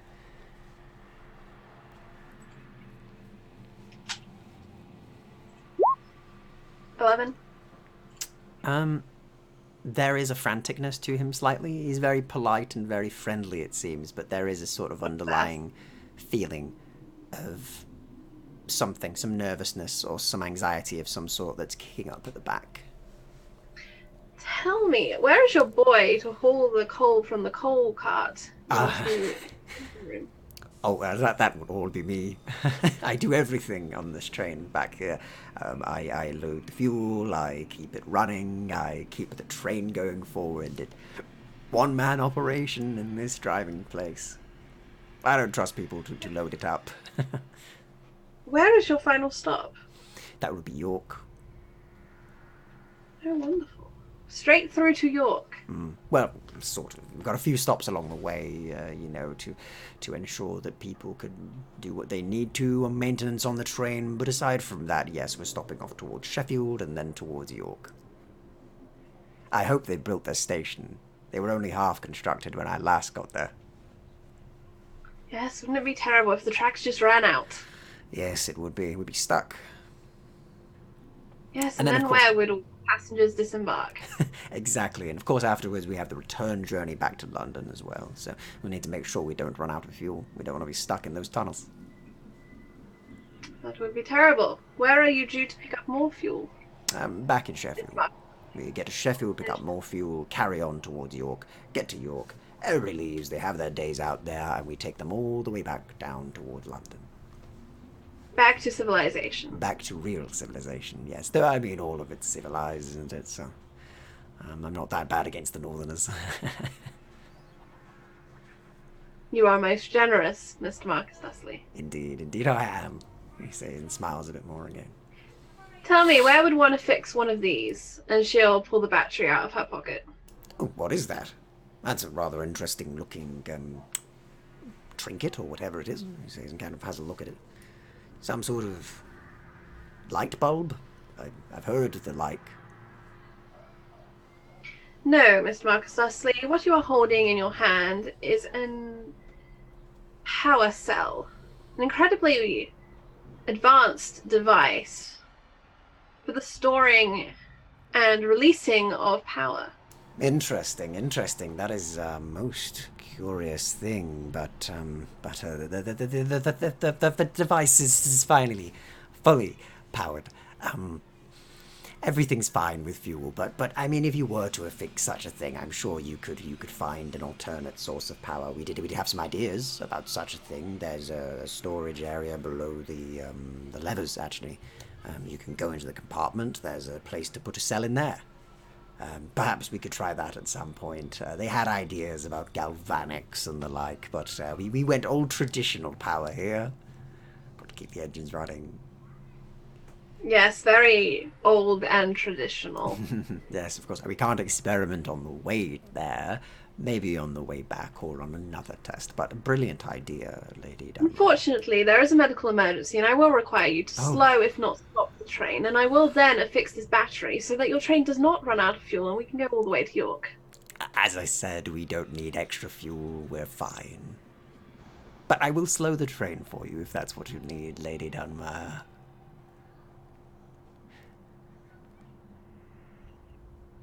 Slow to a stop. When we get to Sheffield. No, now. He kind of looks at you, and he's still kind of holding his grin for a second, and then the smile drops slightly there when he goes, "That cannot be done, Lady Dunmire." Oh, I thought you just did this. And she reaches out and she pulls the brake lever. He says that as you go for it. Could you give me a very quick, just a quick coordination check to just whip out and grab it and pull it? Okay, yeah.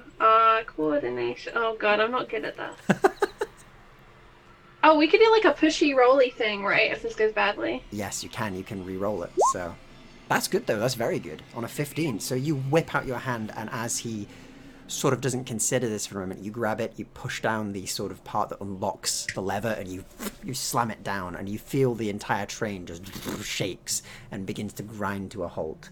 And as it does, you see the gentleman, the driver, the conductor, Mr. Dustley, as he's kind of like, what have you done?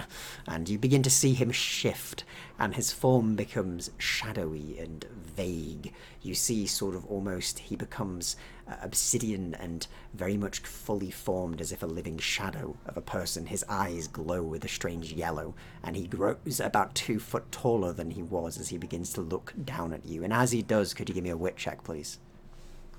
Ah, there you are, Mr. Conductor. 16. 16. You begin to hear a scratching from below you, from below where your feet are. You hear a thudding and a scratching from below, a lot of it. Quite a few scratchings and thumpings, as if desperate, as if things locked below you in the place where the power cell would be. And as you feel that, and this strange conductor appears in front of you, the spectre of a man that once was, we will cut around. So, back to Alucard.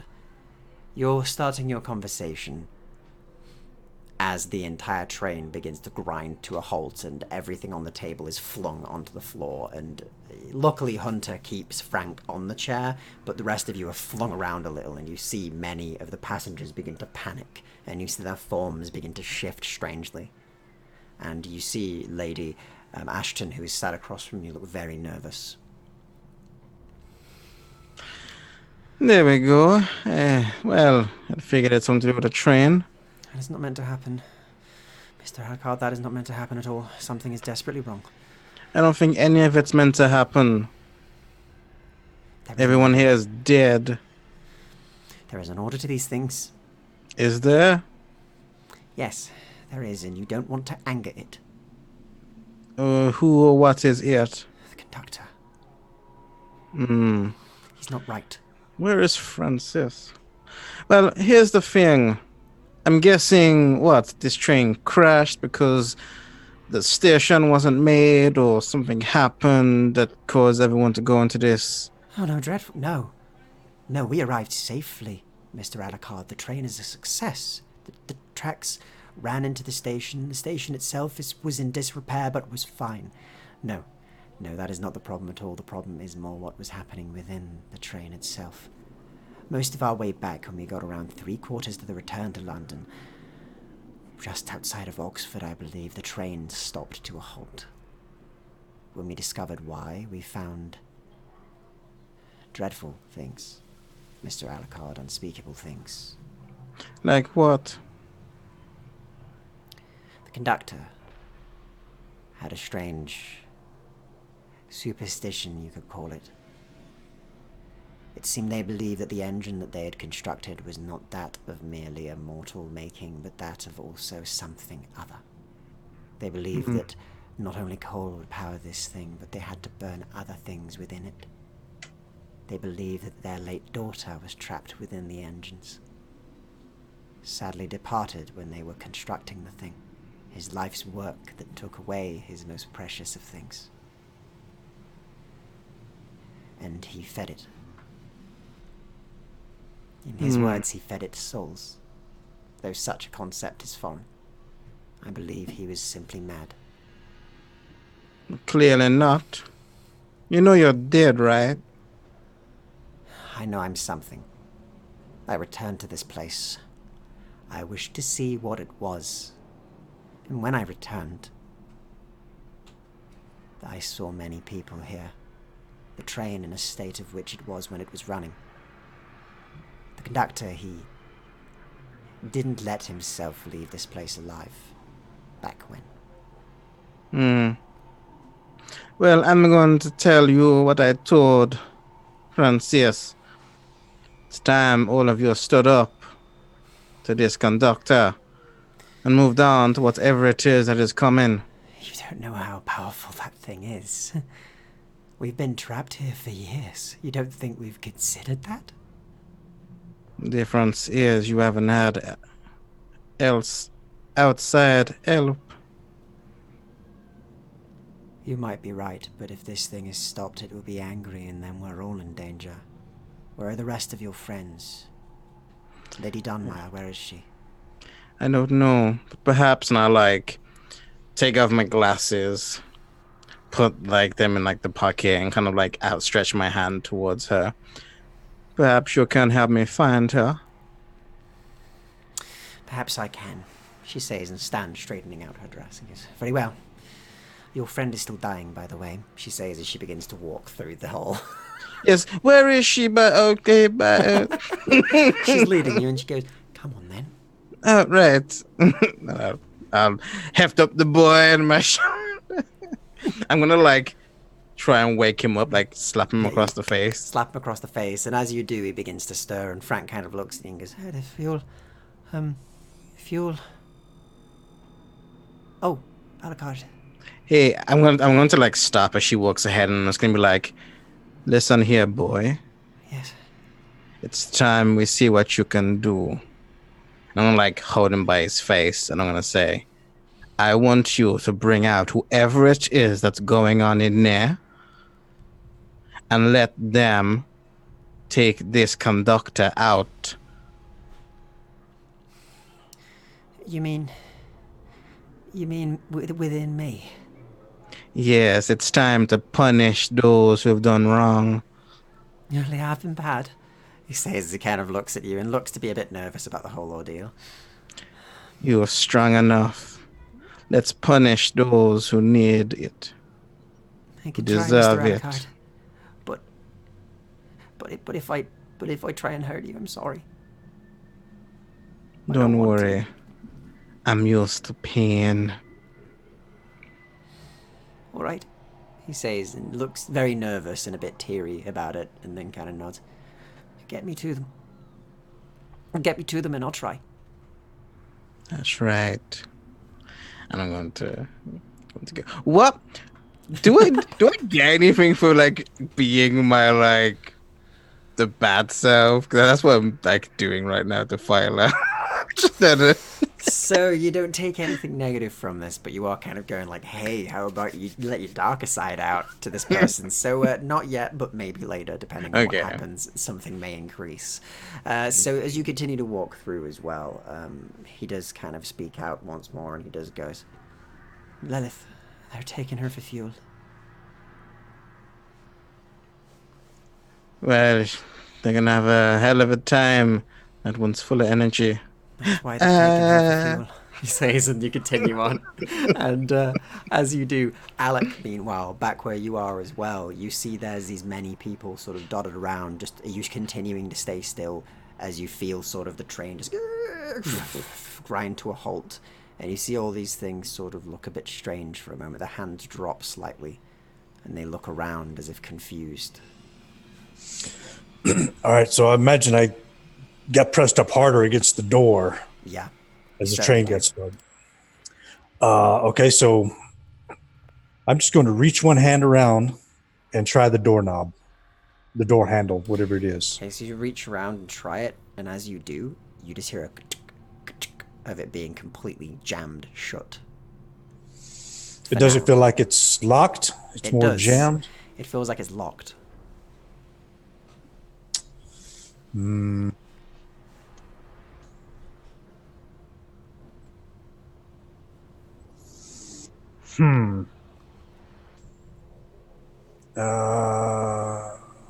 Yeah, let me. Right, I'm going to kneel down and just sideways so that I've got this crowd in my peripheral. Yep. I'm going to attempt to pick this lock. Okay, so could you give me a lock picking check, please?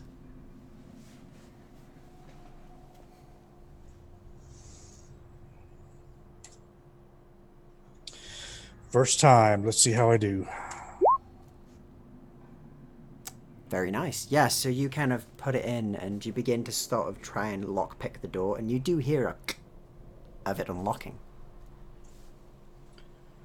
All right, and without moving, once I hear it unlock, without moving, I'm going to glance back over at the crowd. As you glance back over your shoulder, you do see that there are like 4 of them that are a couple of foot away from you now, and they are very much getting closer to you. But as you sort of turn around in front of the door once again, they stop.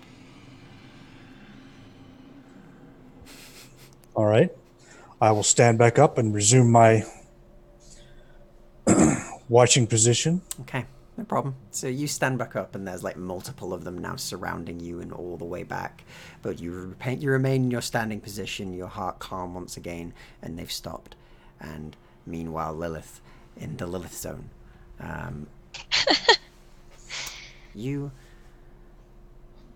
he stands once again and continues to look at you and simply states, "Well, it looks like it's time." A shame we were to be of much use, but... well, not everything can fit the plan. You know, it's annoying as well. It's really annoying because...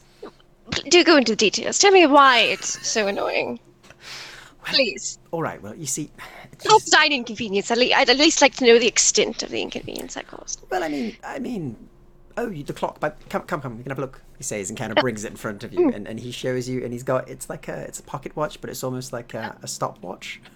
And at the top of it, it just seems to say, it has a big skull on it at the top. Oh, okay. And, at the skull, it's like literally like a minute away from the skull. Oh, okay. And he kind of shows you, and he goes, "See, that's yours. But yes, very well. It's a bit grim, I know, but see." There's one for everyone. Are you the Grim Reaper? No, not quite. I mean, there used to be one of those. That was a whole thing. But they had an image problem. Marketing didn't exactly like how they came across, so it didn't really work out. But yeah, the skull thing, I think it was mainly that did it. It didn't fit our image. But anyway, yeah, I was going to tell you the timepiece, though. Yes, do go on. Like the clocks. The clocks are a thing. I thought I'd modernize it. You see, when I first came here, it was all hourglasses. It was a bit weird.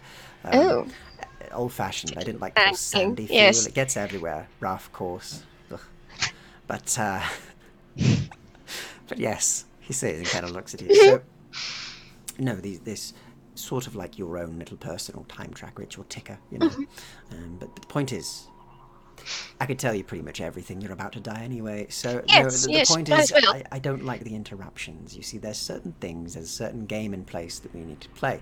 There's a certain set of rules for this. Now they keep breaking it, and that's really irritating me because I have to stick to them, and that's really unfortunate. Are you the other side of the coin?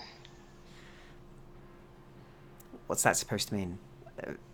Do you know Lucifer Grandmore? Could you not say that name? Tastes like nasty things. It's horrible tastes name. Like something. Pardon? He says. We encountered him not too long ago, and he said there was two sides to the coin, that he was one. You wouldn't happen to be the other. He's the one you're playing against. I'm not supposed to tell you that. It's against the rules. Oh, I see. So is talking about the game to you. Who else was spoken to about this? Oh, it's so fuzzy. I mean, I think it's starting to go a little bit expiring. You can't use your impending death as an excuse, Lilith. I'm aware of how long you've got. He says, flashing you the watch once again. It's just so tiring, taxing on us mortals. He just looks at you with a very sort of like, like bored look. I'm flipping this back on you, motherfucker, not answering my questions. Could you give me a charm check, please? Yeah, I can. Is he compatible? No. Okay. Had to ask. All right. I do still get. Okay, cool. Give me a roll 20. I think that's right. No, it's this one. Okay, cool. Math. Get there. 16? Right, you know what? No, we're not doing this. He says, and he just kind of, he takes the clock, he just kind of looks at it, and he just looks at it again. You just see him take his hand, and he just winds something. It's like, there, fine, he says, and puts it back in his pocket. He just extended me a little bit. Right, I'll tell you what, we'll play it this way then. If he's appeared, then he's obviously got some stake in your death or something like that. So I'm not having him win this. It's not happening. So I'll tell you what. You have 10 minutes, you're about to be put in a furnace. If you don't burn up and you live, then that's great. And if you do, then I still win, so it's fine. Excellent. It'll be warm. Hopefully I'm still unconscious for that bit. No, you'll be awake. Goodbye. Oh. He says, and at that point, you're flung back, and you find yourself. Do I wake up? You wake up, and you find yourself in a strange room, a metal box almost, with a tray underneath you, and you see there are other figures next to you, and they're all quite clumped. Some of them young, some of them in sort of the teen ages, and they're all sort of thumping on something above them and scratching as you feel a heat that is burning up behind you, and you also hear Faye's voice above you. I think this would be a good time to let you know that I have the escapology skill. You certainly do. I do. I would like to see if I can hack my way out of this box. All right, no problem. So could you give me Knowing an that escape... I have 10 minutes. So could you give me an escapology roll, please, as you hear sort of these thudding footsteps above your head, and you can hear the vague sort of sounds of, Faye's strong, very, very Faye voice, like she's a very individual person. You can very much recognize her voice and the sort of commanding presence that she has. All right. Let's see. 15? All right, so you begin to, you kind of feel around, and the heat is scorching. Every time you touch, it burns your hands. But you find what seems to be, just around where one of them is scratching, you find what looks to be a lock hole, and also a latch that would be fit to the outside that you can probably try and jimmy open, but it will be difficult. You do, however, have your equipment on you. At least you have a little bit of your equipment on you. Okay. A lockpick.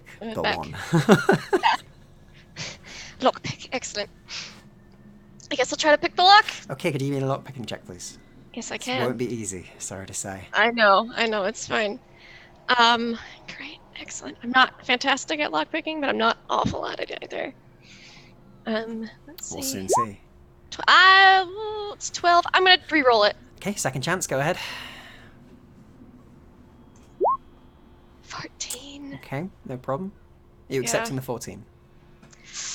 I mean, I only have a +2, so I think if I tried to re-roll it, that the potential for it to be worse than this is pretty high. So I'll stick the 14 for So now. you begin to push up the lockpick inside, and you try and jimmy it open, but you're finding it very difficult, and you will take -1 vitality as the fires begin to sort of heat up around you, and you see some of the other figures are in a worse state as they're catching the most of it, and the noise is getting deafening, and your hands are scrabbling to push it open, and you're left there for the moment. Meanwhile, right above where Lilith is, Lady Faye, this strange shadowy figure is stood above you, its eyes slightly glowing as it approaches towards you after you've frowned down the brakes, and the thing is beginning to grind to a halt. And as it finally stops, the creature stares at you.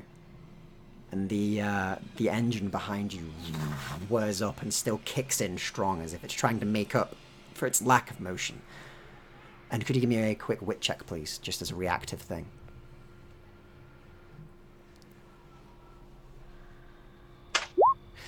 12. Even on a 12, you still hear the scratching, the beating from below of this metal plate that's right below your feet, where he said the power cell could possibly have fitted through.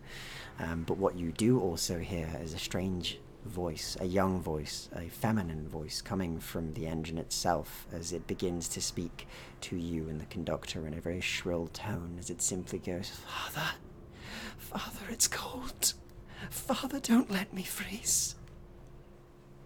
And he goes, I won't. And as that thing speaks, you suddenly get a click in your mind as that thread reattaches from Frank, and he goes, it's there. It's close. You don't say, Frank. Faye is gonna slowly back up towards the hatch of the furnace, towards the spade that's idling by the side, and she wants to try and lure the conductor towards her. Okay, yeah, you certainly could do that as you begin to sort of walk backwards and lure towards. And as she's doing this, she's kind of cooing to Rebecca, like, isn't that better? It's nice and quiet, isn't it, as the engine goes to sleep? It's going to be very peaceful soon. We'll be able to have your nap. And you see the conductor turns and begins to walk towards you, its thudding footsteps just on the ground with every step, and Lilith below, as you're jiggling around and they're trying to get the lock open, you hear these massive footsteps above you, and you do manage to bait him over towards the engine as he goes, "Step away from my daughter. Please. You don't know what you're doing." No, I don't. And she wants to grab that spade and try and hit him as hard as she can upside the head. That is, yeah, okay, go ahead. Could you please just give me a melee weapons check, please? I don't know if I have that I skill. think you have it for your thingy that you haven't revealed yet. Caught myself. my skill rating 0 thing. Yeah. Alright, yeah, I'll flat roll. Okay. Might as well. I guess I can't use, like, Second chance? coordination or anything. I'll tell you To what, help. given it's a really cool moment, I'll let you use your coordination with it as well. It was only a +2. That's still a 14. Oh, wow, 14. nice. Okay, cool. So that's great. So as you you say that, you bring around the shovel and you do strike him, and it hits him bang on in the side of the face as you just whiff it across. Could you please give me your damage of that, which would be your vitality +1 for a shovel? And you've hit him in the head, which I'm giving you because it's surprised, so you Okay. do actually manage to get a +5 to this damage 3. as well. 3 damage total? Mm-hmm. Okay. So that was 2d10s, and then you got a...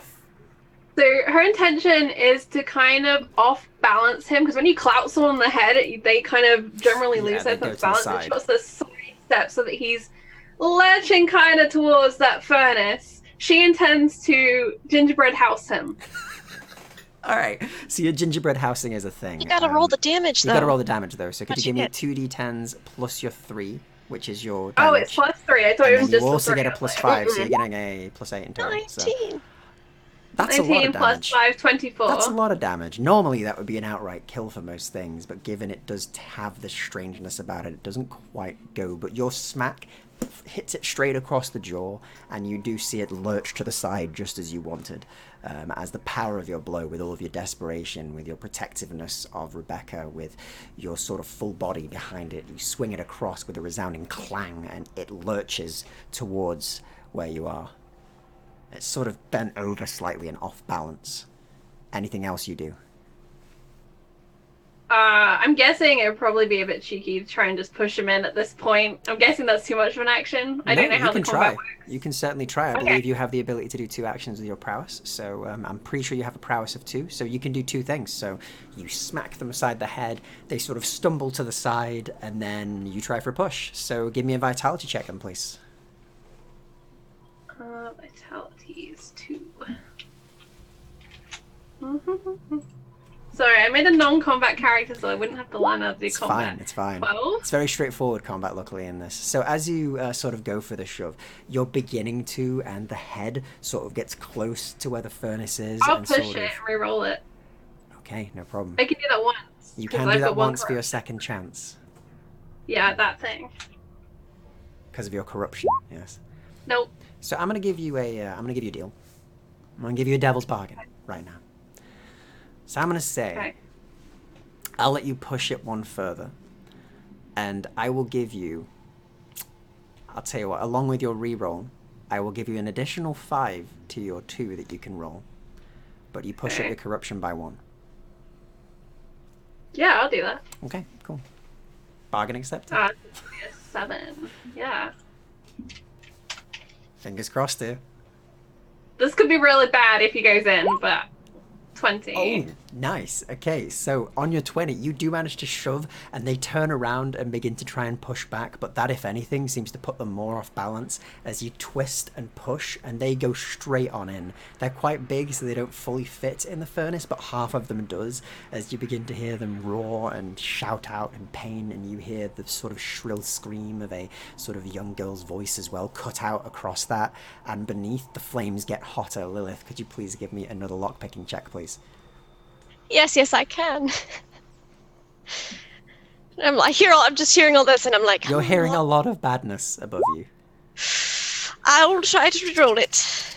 Yep, you got at least one more, haven't you? So I that's do. fine. Yeah. Oh no. Same goes for you if you want. Oh man. As you're sort of burning up, and I believe you've only got how much vitality? 2?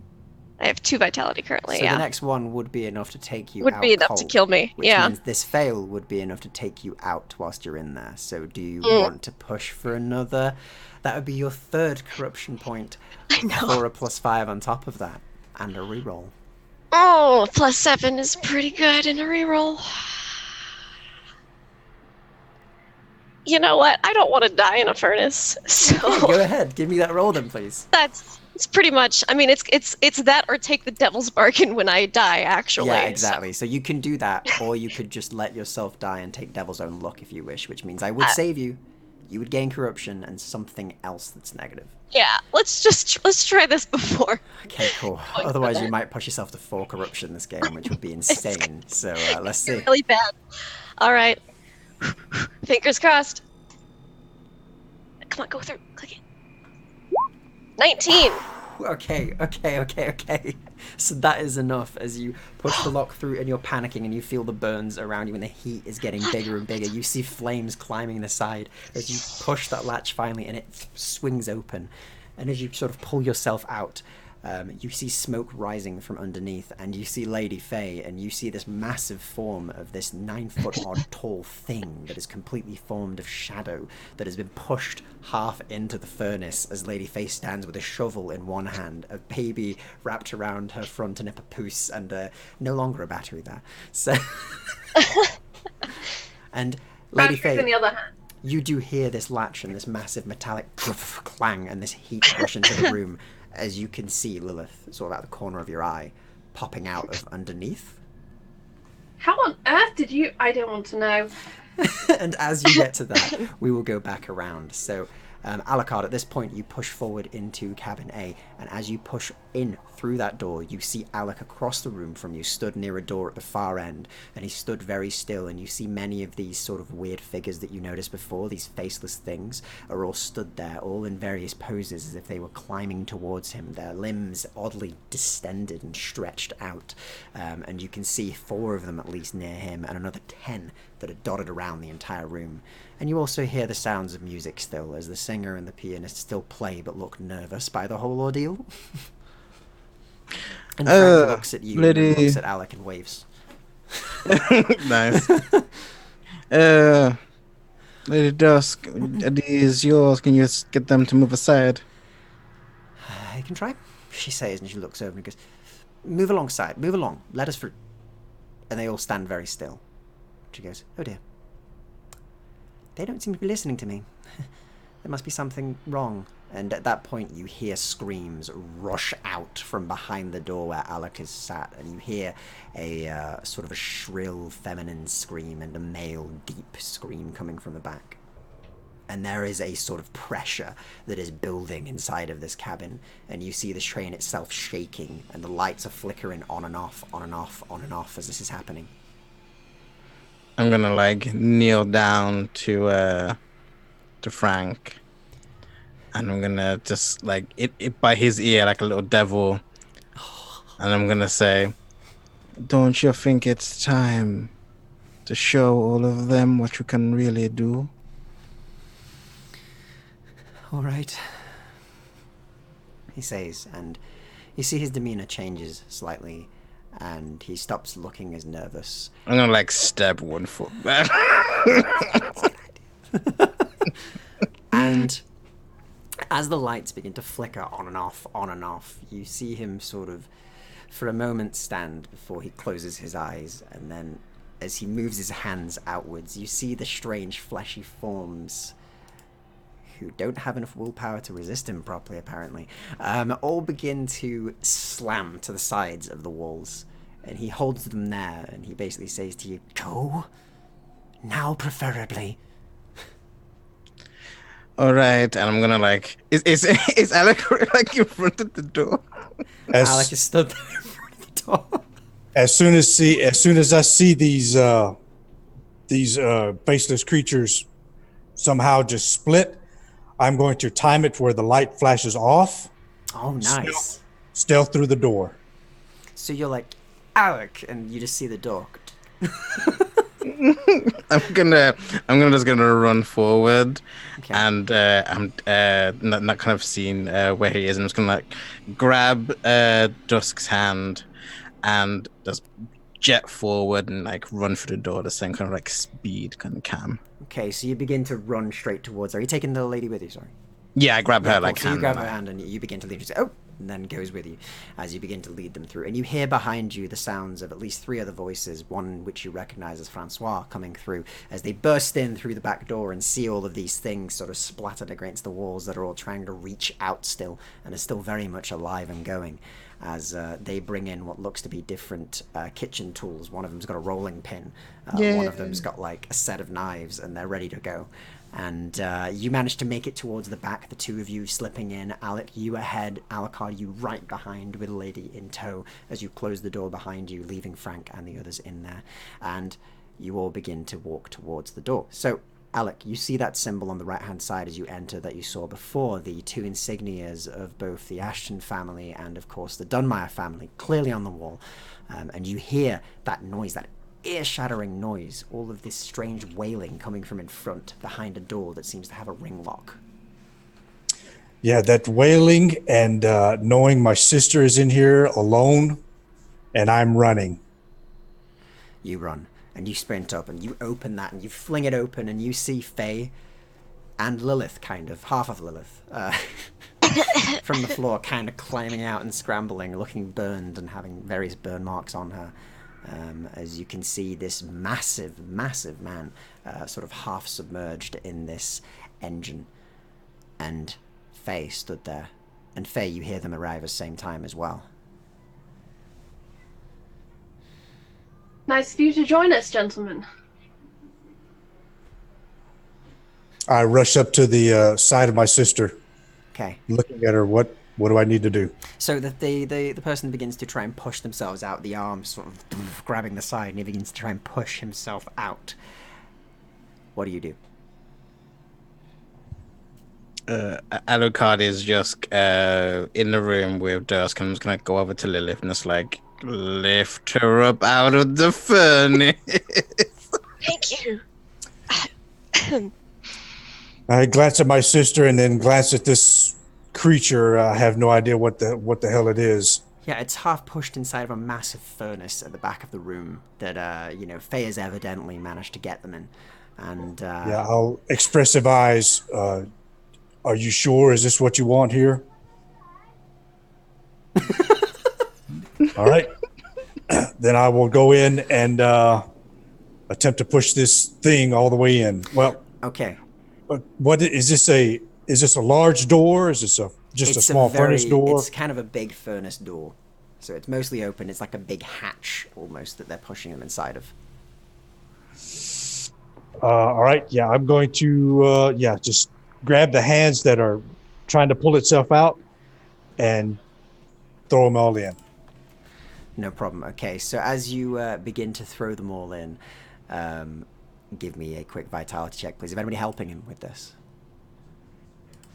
I'm kind of lifting Lilith out. I'm getting lifted out of a furnace. If I can act after that, I would do something, but I'm not helping with that. Faye will totally help. Can this be an attack? Okay, yeah, this can certainly be an attack. So those of you who are helping, you'll give them a +2 to this roll. So let me just get a count. How many people are pushing this gentleman in? So, Alucard, you helping? I think I'm with Lilith, but I think like Dusk should help. Yeah, the lady will be helping. Lady Faye, you're pushing. Alec, you're pushing. Yes. Lilith, you're alive. Yeah, I'm wrestling this bit to the furnace. Okay, cool. So whoever wants to take the lead on this, you will basically get a +6 based on the people helping you. Nice. It's going to be hard. Plus added to my normal Your strong attack. man and your normal attack, yeah. Okay, so that's a 10 plus 10. Yeah, it's insane. But you've got that many people helping you right now. All right. By the power Let's of roll. Lady Faye's shovel. Power of the shovel. All right, here we go. Okay, cool. So yeah, on that 22, you push and you shove, and the three of you do, and for a moment it looks like they're going to push themselves back out of it, but you all give one resounding shove at the same time, and you see the rest of it disappear into the furnace. And as you shut the latch door, as you sort of push and pull at the same time, it locks, and you hear a loud, ear-shattering roar of pain come from this individual as the entire thing begins to rock and shake and shudder, and smoke begins to billow out completely, and you hear a large scream once again before everything goes silent. The lights all shut off all the way down the train, and everything is submerged into a dim darkness. And everything goes quiet. And you're all stood there. And the heat from below you, Lilith, has died immediately off. I think I'm just laying on the floor at this point, like, ow, I'm alive. I like pick you up. I reach out. Is it complete blackness? We can't see anything, or? It is dark, so it is a little bit dark, but it is dim, so you can see each other, but everything else is sort of a bit obscured. It's like you've been in a light room and then suddenly everything's shut off. It's just that initial gloom, you know. All right. Do it. I will step closer towards my sister and I'm like maybe 3 inches away from her, real close, just watching. Okay, no problem. So as you're sort of watching and you're keeping an eye, nothing so far is happening. Everything is quiet, deadly so. And all you hear is sort of the rush of wind vaguely outside. And ahead of you, through the window, at the front that you can see, you see a dark tunnel, dead. But you see it is the same one that you were near before. And the inside of the train looks a bit older, a bit more dilapidated, as if it's got dust that is sitting upon it that has been there for years. And there is slight rust on some of the many mechanical parts that lay within the main engine room. Look at my clothes. Feel for my blades. Your blades are there. Your clothes is back to normal, same as all of you. And you see above the engine there is a placard that seems to denote one name, which says Delilah. Lilith, what does that say? Okay, imagine she's coughing from like the smoke and the fire. She's like, "Oh, it's dark. I can't read anything." It says Delilah, which I believe would be Poor Soul's daughter, or some. Sorry, what happened? I saw, and then I was unconscious, and then it was very strange, and then I woke up in a furnace, and Yes. Is my vitality at 2 or 1 right now? It's at 1. That's what I thought. 1. I don't feel well. Should I put you down? No, it's fine. You can hold me. It's fine. All right. Okay. Are my clothes burnt at all? Yes, they are. Oh, that's great. They're a bit burnt and a bit singed. I think she's just gonna pull off the singed. I imagine that wig is just ruined. Mm-hmm. So she's just gonna pull it off and I don't even care anymore. Just. It's about that time Alucard, as well that from the latch below. Go on, sorry. When you carry her through to the carriage and lay her down, I'll be through to check her burns. Right. Yes. Frank was there too. Yes. The tether that you felt from Frank, though, is gone at the minute. Like, he's not linked to any of you. No. Walk out with Lily. Okay, no problem. And you walk out with Lilith in arm, just sort of making your way out. And you do, as you open the door, you do see quite the scene. Most of the benches in this area have been pushed aside, torn from where their attachment was to the ground. The bolts that were in there completely gone. But you do also notice a few things that are a bit disconcerting. You notice that as you walk through, you can see that the forms at the side that were meant to be there before are no longer there, or the spirits that were once held there. But you see the form of the pianist and the singer are splattered against the back wall. And you see that their limbs seem to have almost been plucked off one by one. And it's as you walk back into this room that you do see that you do see Frank with his hand still raised as he plucks off the final limb off of one of them before flinging them to the side, and then looks at you and goes, "Oh, welcome back." Welcome back. I like put Lilith down in the room behind me. It's all dealt with. You did a good job. Is this Frank I'm speaking to? Oh heavens, no. I'm George. Nice to meet you. Hello, George. It's nice to meet you. See you went a bit carefree. Oh, you told me to deal with it, so I dealt with it. And plus, besides that point, they are all very fragile, are they not? Yes, they are quite fragile. Well, I remember speaking to Frank. What was the thing he said that, like, makes this person go away? Because he said something, I can't remember what it was, and it was like, oh yeah, this thing makes this, it makes Frank go away, or something like that, or like, calms Frank. He said that when he's particularly stressed or when he's put under a lot of duress, then this might show. So he tries to keep calm and he tries to keep happy. Right, that was it. So the dog has been a good sight for that so far, but Hunter is kind of freaked out and at the back of the room right now is not looking too happy with what's going on. He's kind of hiding away. Well, you did a good job. I don't remember your name. George. George, right. I'd like to be clear, you've been talking to me for a while now, Mr. Alucard. I mean, this is all you're doing. Well, no, this is all you're doing. No. Well, you told you me did. to. It's your fault. He says, kind of just looks at you. And Lilith, you're hearing this? Well, you're saying fought like someone's in trouble. I didn't say anyone was in trouble. I merely said you did it. You helped protect me, Lilith, Lady Faye, and Alec. You did good. I did. You're right. Yeah, I did good. You did. Yeah. So, how long have you been... Who's the prime? What's that supposed to mean? Well, you have Frank and you have you. How many are there? If we're going to be traveling together, we should know, yes? Maybe. When you're ready.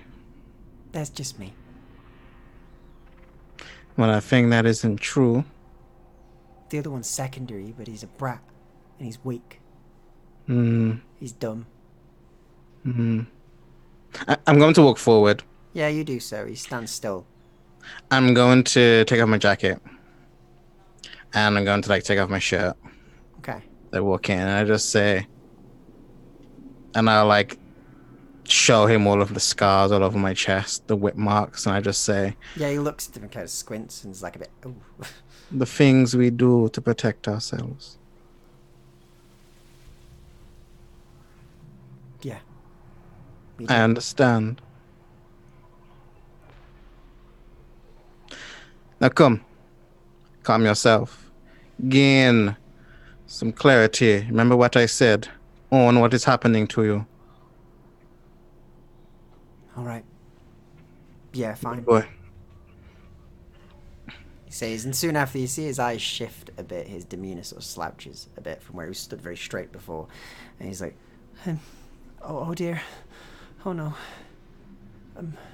Are you alright, Mr. Alucard? You seem to have lost a shirt. It's okay, it happens, don't worry. I have many questions. I think Lilith weeping. It does. Oh, Lilith, you're alright, you're not fuel. No, I managed to escape in the nick of time, it would seem. Good. I was very worried. I think if I had had 10 less minutes, it could have been very bad. That's very weirdly specific. It's very specific and strange. And meanwhile, back in the cabin, what's going on with you, Lady Faye and Alec? Yeah, I'm just staring at my sister with the look of wonderment and impressed, because when I came into the room, she already had this huge creature halfway into this furnace. Yeah. And I've seen her do some things, but never anything like this. So Yeah, there's a look of Well, I don't wonderment. know what you expected me to do, Alec. Really. Like trying to get the dirt off of her hand. Oh, I love that. Alec takes a half step back and nods.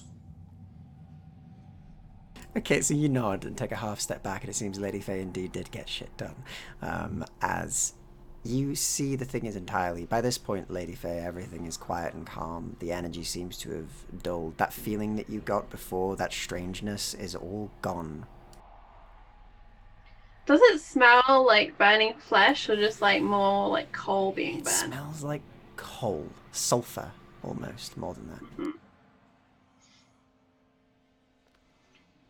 Well, I'm afraid the train won't be in the condition it was. It does appear it was on the line on the way to Sheffield, and I'm not aware of tracks that go all the way into York. There is a place for me to put the battery to power it, though. What do you think, Alec? Do we continue on the train, or go from here on foot, although I'm not sure where here is? Alec's expressive eyes looks at you, and you can definitely tell he wants to get off this train. Oh, Alec, you're so old-fashioned sometimes. I assure you, the technology itself is not evil. He'll nod, and you understand that he'll follow you because you're his anchor right now. But then he'll also glance back towards where the others went to, and Lilith needs help. Oh, I believe she'll be fine. A few salves and a little rest. Alec, did you know Father invested in this? This train? Shake his head, no. He had a meeting with the Lady Ashton. Must have been some time ago, because I don't recall ever meeting that woman before. Although since she was here, it's possible that she went missing a long time ago. Can I do a history check? Now, once we were kids, we snuck around the house a lot, especially me. So Sure. maybe I heard something, maybe I didn't. Yeah, I mean, that's very possible. So yeah, sure, give me a history check on that. All right. Yeah. It's only a 2, but let's see what happens. It's still a 2.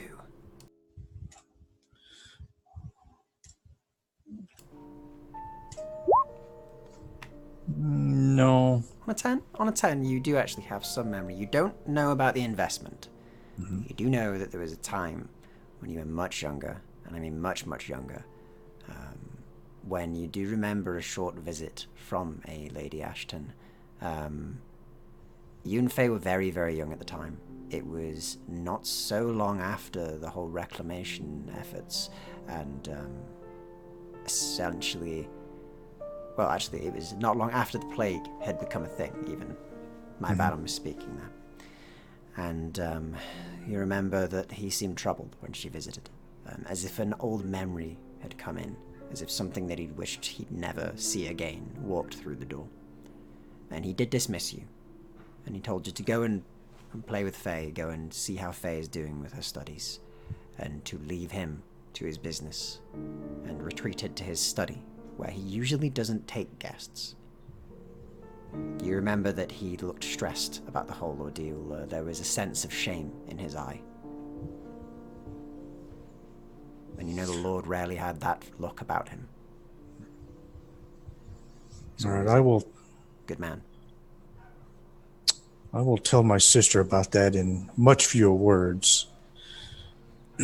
And maybe she knows more about the etiquette and the royalty than I do, so maybe she can put together some pieces that I don't have. Certainly. There's 2 people on this train that have known something about Father that I didn't.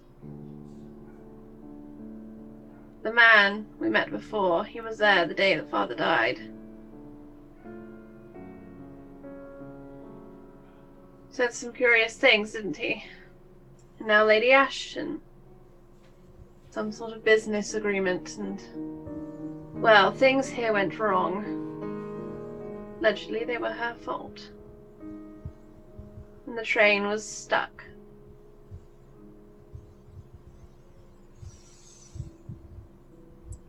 Who is carrying the package that we are delivering right now? I believe Jacqueline, Mm-hmm.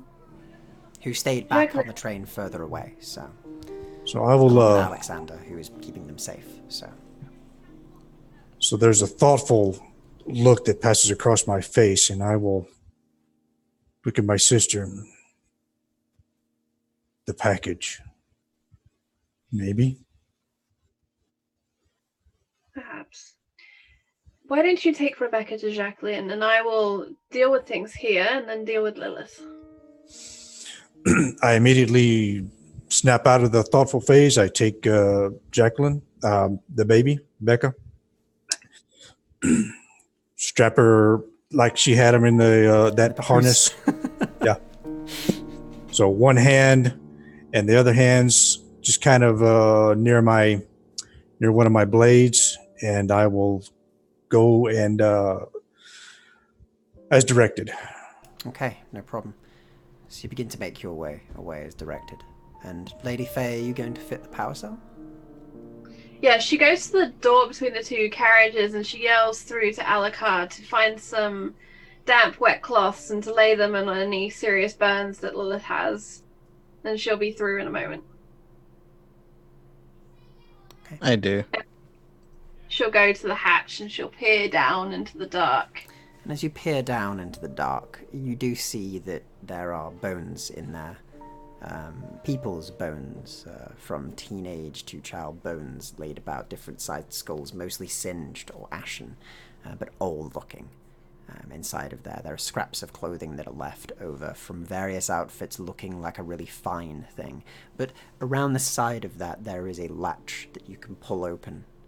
And inside of there is a single slot that seems to denote the location of the power cell. Now you'll need to wire it up, but it will be of ease to you. It'll be a very basic galvanic check. I think first she'll take that spade and she's going to shovel the bones out. Cool. You do so. You shovel them out. And there's a few. There's quite a few as you pile them up. And she kind of pushes back her hair out of her face and she'll leave them there for Alec to do whatever Alec does when he's done. And then she'll go down and she'll set the battery. Okay. So could you give me a quick galvanics check, please? And to be stuck down there. Mm-hmm. Be very basic. We're just looking for anything above a 5, given your previous expertise. Okay. Yeah, great. So, yeah, you easily slot it in and you attach the wires, and suddenly you hear a thrum as you hear a thrum throughout the entire train, and you see, sort of above you, just outside the hatch, you see the train lights begin to tum, tum, tum, tum, tum, tum, light all the way down. Faye will hurry out of this compartment and close the hatch, and then she'll gently ease that brake off, not wanting to strain the battery, not knowing how much juice it actually has. Yeah, okay. And definitely not wanting to shovel coal for the rest of this trip. Yeah, it's a given. It's a given. So as you do that, it begins to slowly begins to move as it sort of pushes past its seized brakes, and you see it begin to grind along, and you hear the shoo-chung, shoo-chung, shoo-chung start as it begins to make its way forward. And the movement of the train begins once again. Slower than what it was before, but moving. And that's what counts. As you see it begin to make its way down the tracks. Little galvanic bulbs at the front lighting the way forward. She'll wash her hands off in the water that's used for kind of cooling things in this room. And then she'll proceed through to go and tend to Lilith. Okay. So the rest of you, as you walk out and you get yourself sorted, you begin to tend to Lilith. Alucard, what is it you do afterwards? After what? After you've, of course, taken Lilith, popped down somewhere, maybe put some damp cloths over the burns, which you could easily do. There is a sort of inbuilt reservoir of water within this thing itself. It has some inbuilt water. I think I'm before everyone kind of gets to as I'm doing that, I just kind of say, do you want something to cover your hair? You all right? At this point, I don't care. I think it's fine. It's fine. We're not going to see civilization for a bit anyways. Well, all right. This may sting. It's better than being burned alive in a furnace. Yes, I've been in a similar situation. It's never fun. You have to tell me that story sometime. Yes, what happened to you anyway? Yeah, this is going to sound crazy. Is it really? Yes, I saw myself on this train before it got dingy. She just kind of gestures around. And I felt woozy, and then other me, she passed out, and then I fell unconscious, and I met the other side of the coin while I was unconscious, and he had a bunch of little pocket watches, and he was very taunting. I thought I was a tease at times, but no, he's like, I know everything, and you're going to die soon, ha ha ha ha, and then it was just, and he was showing me like all everyone's pocket watches, it's like, oh well, that's great. But I managed to like reverse his game on him a bit, and I don't know if it actually happened, but he got really upset when I mentioned Mr. Granmore's name, and said he broke the rules, something about not supposed to talk about the game, and gave me 10 extra minutes on my pocket watch. It was, and then I woke up in the furnace. It was not fun. It was interesting. I did remember something though. Hmm. I did. I think my name might be Anastasia, not Lilith, but let's stick with Lilith for now because I don't know enough. And apparently, I was pious or something, and was like, "Oh, my soul." Oh, it was. That doesn't sound like you at all. It doesn't. It really doesn't. To get less fun, you. Yes, quite. But it was interesting. With my explorations in Europe, Yes. have Sure. I met any of the family or even Anastasia at some point? Give me a history check. Right. If you're thinking of one that suits the description of Lilith. Mm-hmm. Yeah. Also mention the names Gunther Molyneux and Lady Daisy Explorer. It's like I was traveling with these people on this train, and they kept calling me Lady Anastasia. And one of them was very excited about the train. The other was like, "This is a terrible idea, a huge waste of time and money." But I don't think I like trains very much anymore. What do I roll for history?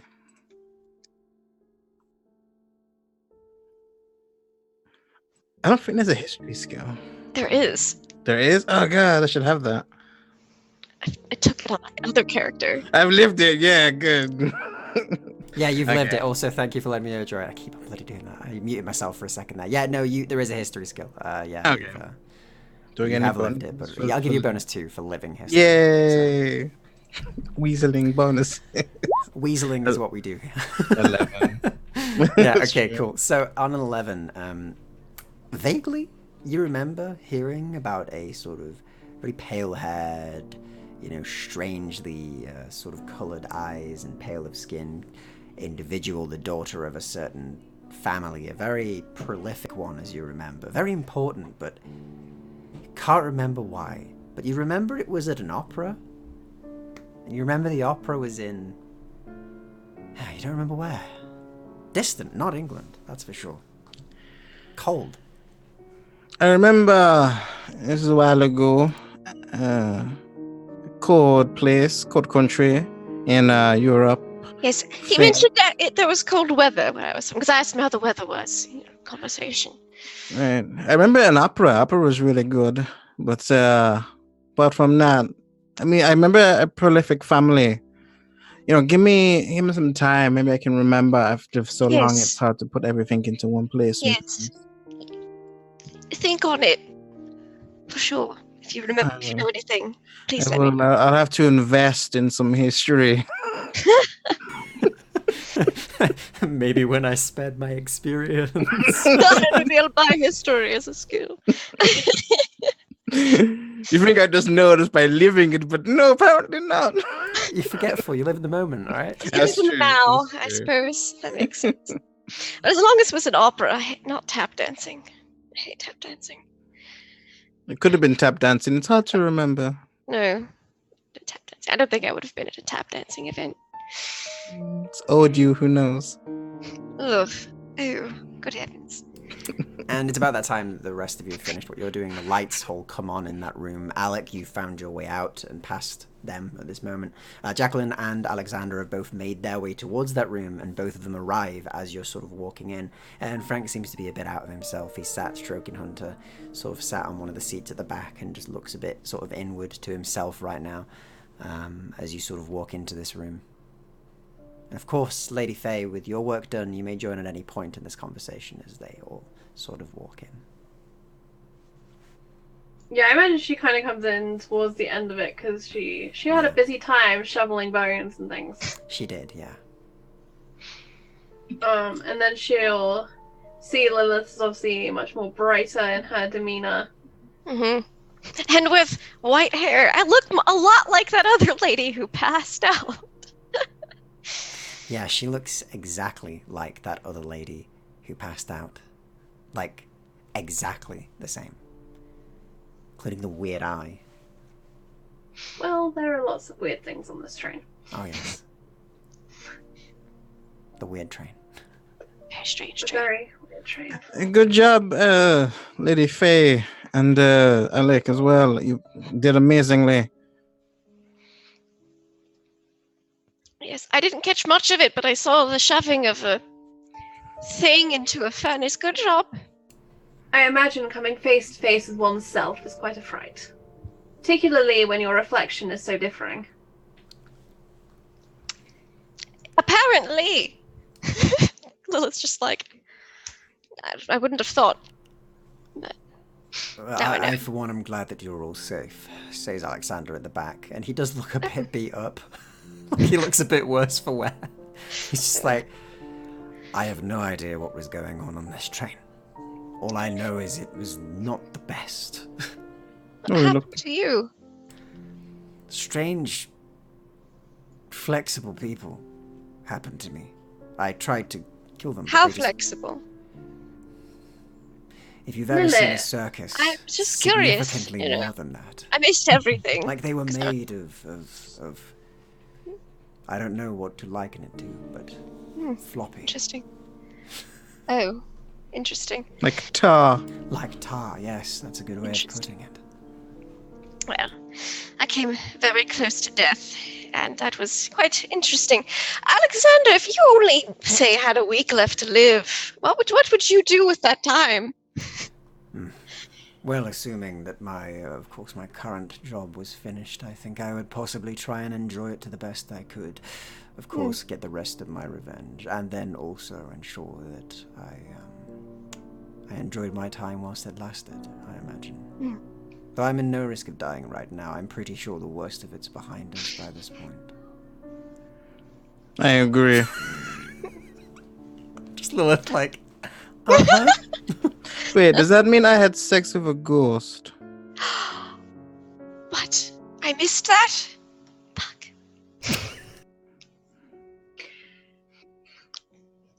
Jacqueline, won't you fetch Lady Lilith some more clothes? Of course.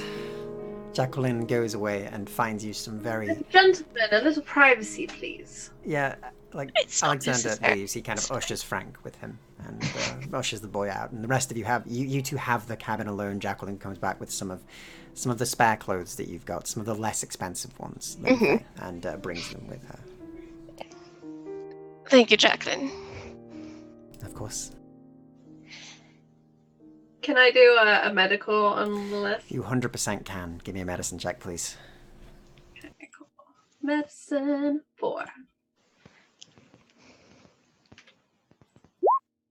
Ooh, nice.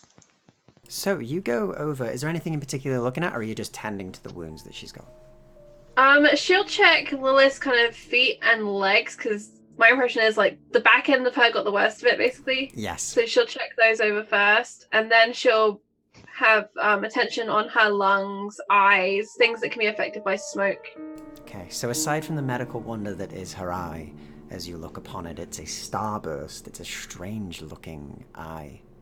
The first of its kind you've ever seen. Aside from that, the rest of her is all okay. There are minor burns and scrapes which you deal with ease. You have salves for that in your pack. You have various poultices and the like to fix that up. You put some cream on it. You have some spare that she'll have to apply if she wants to avoid scarring and to soothe it, which you do have available for her. And you also manage to notice that aside from that, most of her is fine. She looks completely okay, aside from those burns. And if it hurts too greatly, I suggest a half dose of whatever it is you normally take. Well, I mean, define normally take. I like to mix it up. Do you recommend... This is what... Here, I have a medical bag.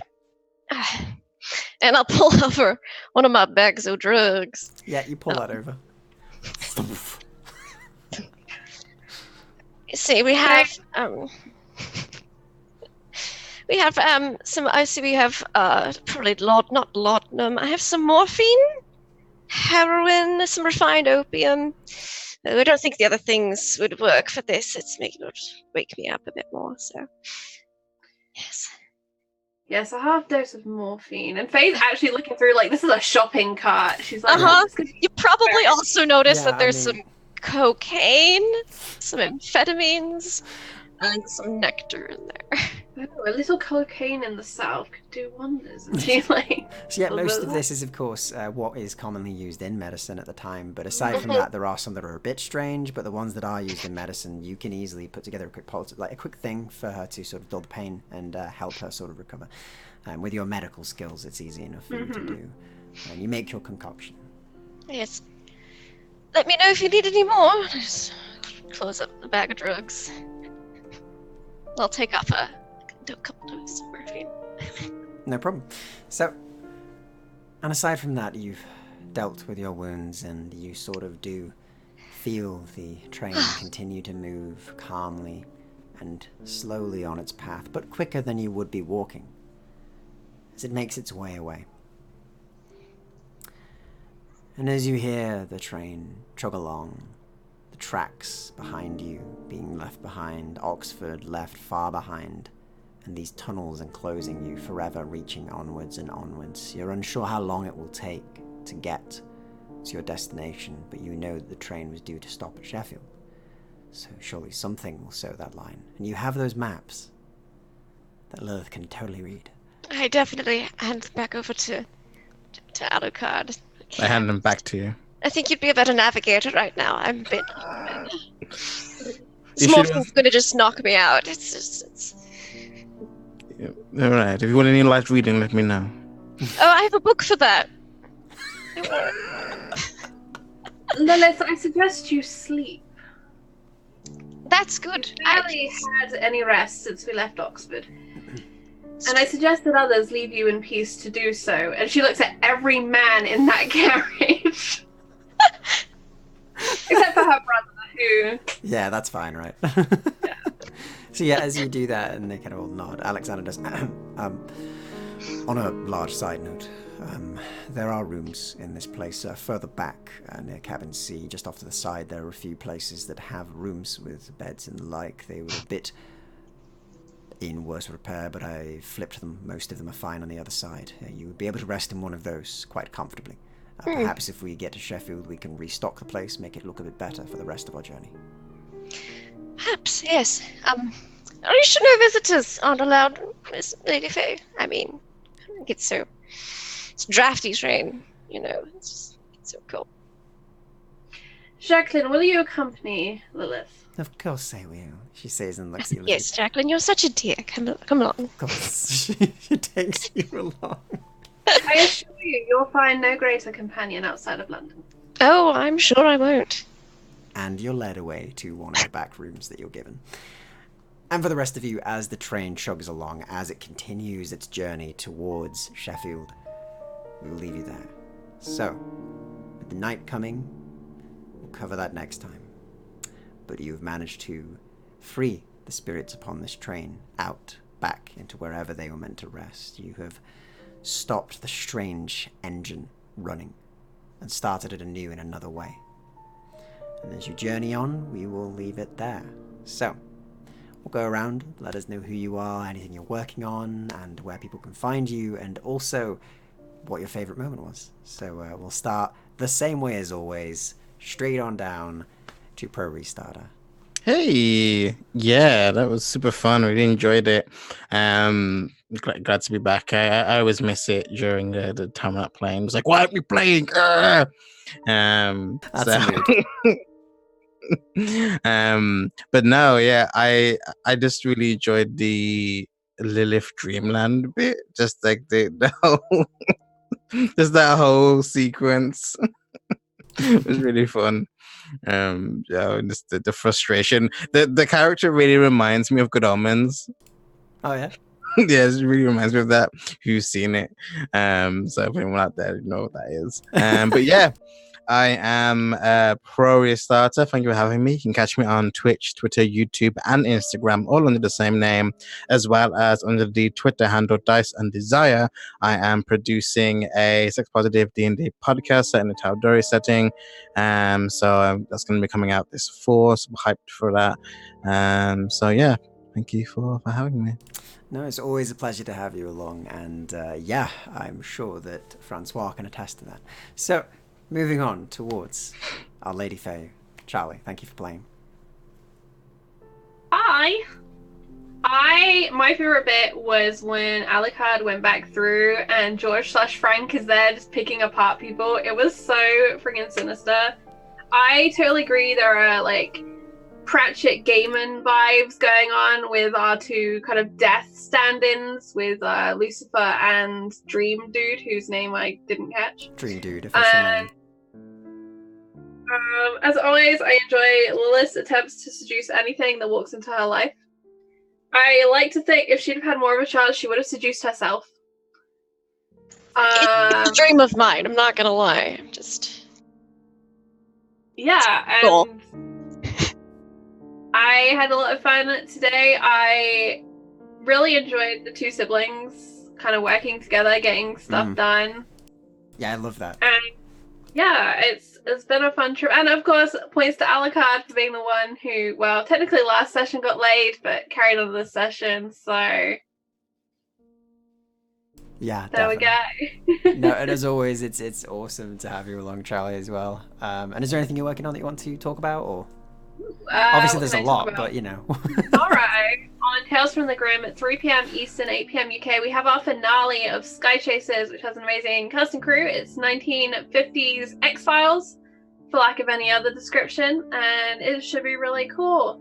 And then coming up next week on Monday, I will be back here on Hollow Tales channel. Two different things. And we will be playing Mistborn at 5:30 Eastern, 10:30 UK, which is our Pirates, Ravenloft, Ghost of the Saltmarsh, D&D adventure. It's a lot of fun. And then almost immediately after that on Encounter Roleplay, I will be playing Warhammer 4th edition in a little mini-series. So that's super fun. It certainly will, and it's always good to have you. And yeah, definitely tune in for the Monday game. If you like Lady Faye, it's the complete opposite. Like, the character that Charlie plays, that is insane. So look forward to that. And moving on with... take offense. Yeah, Pharaoh can take offense. And also, let's move on to Jim. Sedge Immersion, thank you for playing. Yeah, glad to be here once again, definitely. This was, well, aside from the session zeros, this was my favorite episode. This was pretty damn good. Yeah, I loved, once again, we had small group revelations that the entire party just does not know. It's lots of information here and there, and we all know just pieces, but it's not all coming together. So I love how that's causing all the different characters, the dynamic to work within themselves and as a group. So yeah, I am Jamersion. You can find me Jamersion all over the internets there. I've got Patreon, I've got Ko-fi, I've got Twitch, Twitter, YouTube. You can find me all on those. I'm putting out various projects and doing various things on each of those. So just follow me wherever and see what I'm doing. And yeah, can't wait to be back in another 2 weeks and finally get off this damn ghost train. You know, yeah, That was Alex. the wrecking ball train. Yeah, Alec may have developed another malady while on this train. We'll see what happens. Yeah, I'm curious on that one. We'll definitely talk about that. And finally, last but not least, again, our brilliant in a marble room talking to strange things, Laugh with Lindy. Thank you for playing. Hi. Yeah, I was unconscious for most of the session, dealing with weird ghost train stuff. That was super fun. I loved the pocket watch thing, like just him checking. It was like, he was so great yet frustrating all at the same time. I also really liked Alec just moving the guy out of the door for Lady Faye, and then the door closing behind her, and him just gonna be like, I liked that. I liked the connection between those two. So many good moments in tonight's session, and Alucard being bad, and encouraging poor little Frank. I love it, but I hate it, but I love it. So that was super fun. I can't wait for 2 weeks from now, and hopefully I can get like a vitality back from some rest and medicine. Also, totally, definitely gonna try to seduce Jacqueline. Fair. So, yeah, that also, I just didn't want to be alone because night terrors. So, you can find me online at LaughLoveLindy on Twitch, Twitter, and YouTube, where I play in and GM a lot of tabletop RPGs. I'm on one last week of hiatus on my channel because then I'll be done with the move. So, just tune in very soon for fun, spooky, and exciting stuff. Awesome stuff. And yeah, it's great to have all of you. So once again, I'm a Hollowtail. You can find me right here. So if you're here, you found me. And aside from that, you can also find me in the link below. There's a link to the YouTube channel. In there at the bottom, you can find a link to all of our games, including this one, all the VODs for each of them, along with some DM tip videos, some system analysis, and some lore videos that I do. So go and check that out and sub to that if you want more content.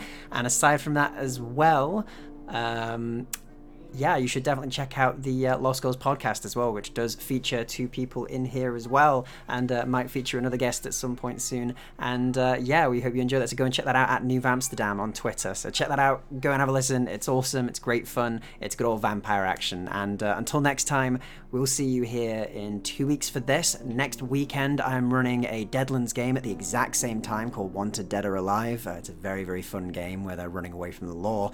And additionally, on Monday, every Monday, we do Mistborn, which is a D&D 5th edition Saltmarsh game set in Ravenloft. So come and join us for that at 8:30 p.m. UK this week, which I believe is like 3:30. There we go. I've got the approval from Charlie, so we're good to go. And aside from that, thank you very much for watching, everybody. We'll see you next time. Goodbye for now.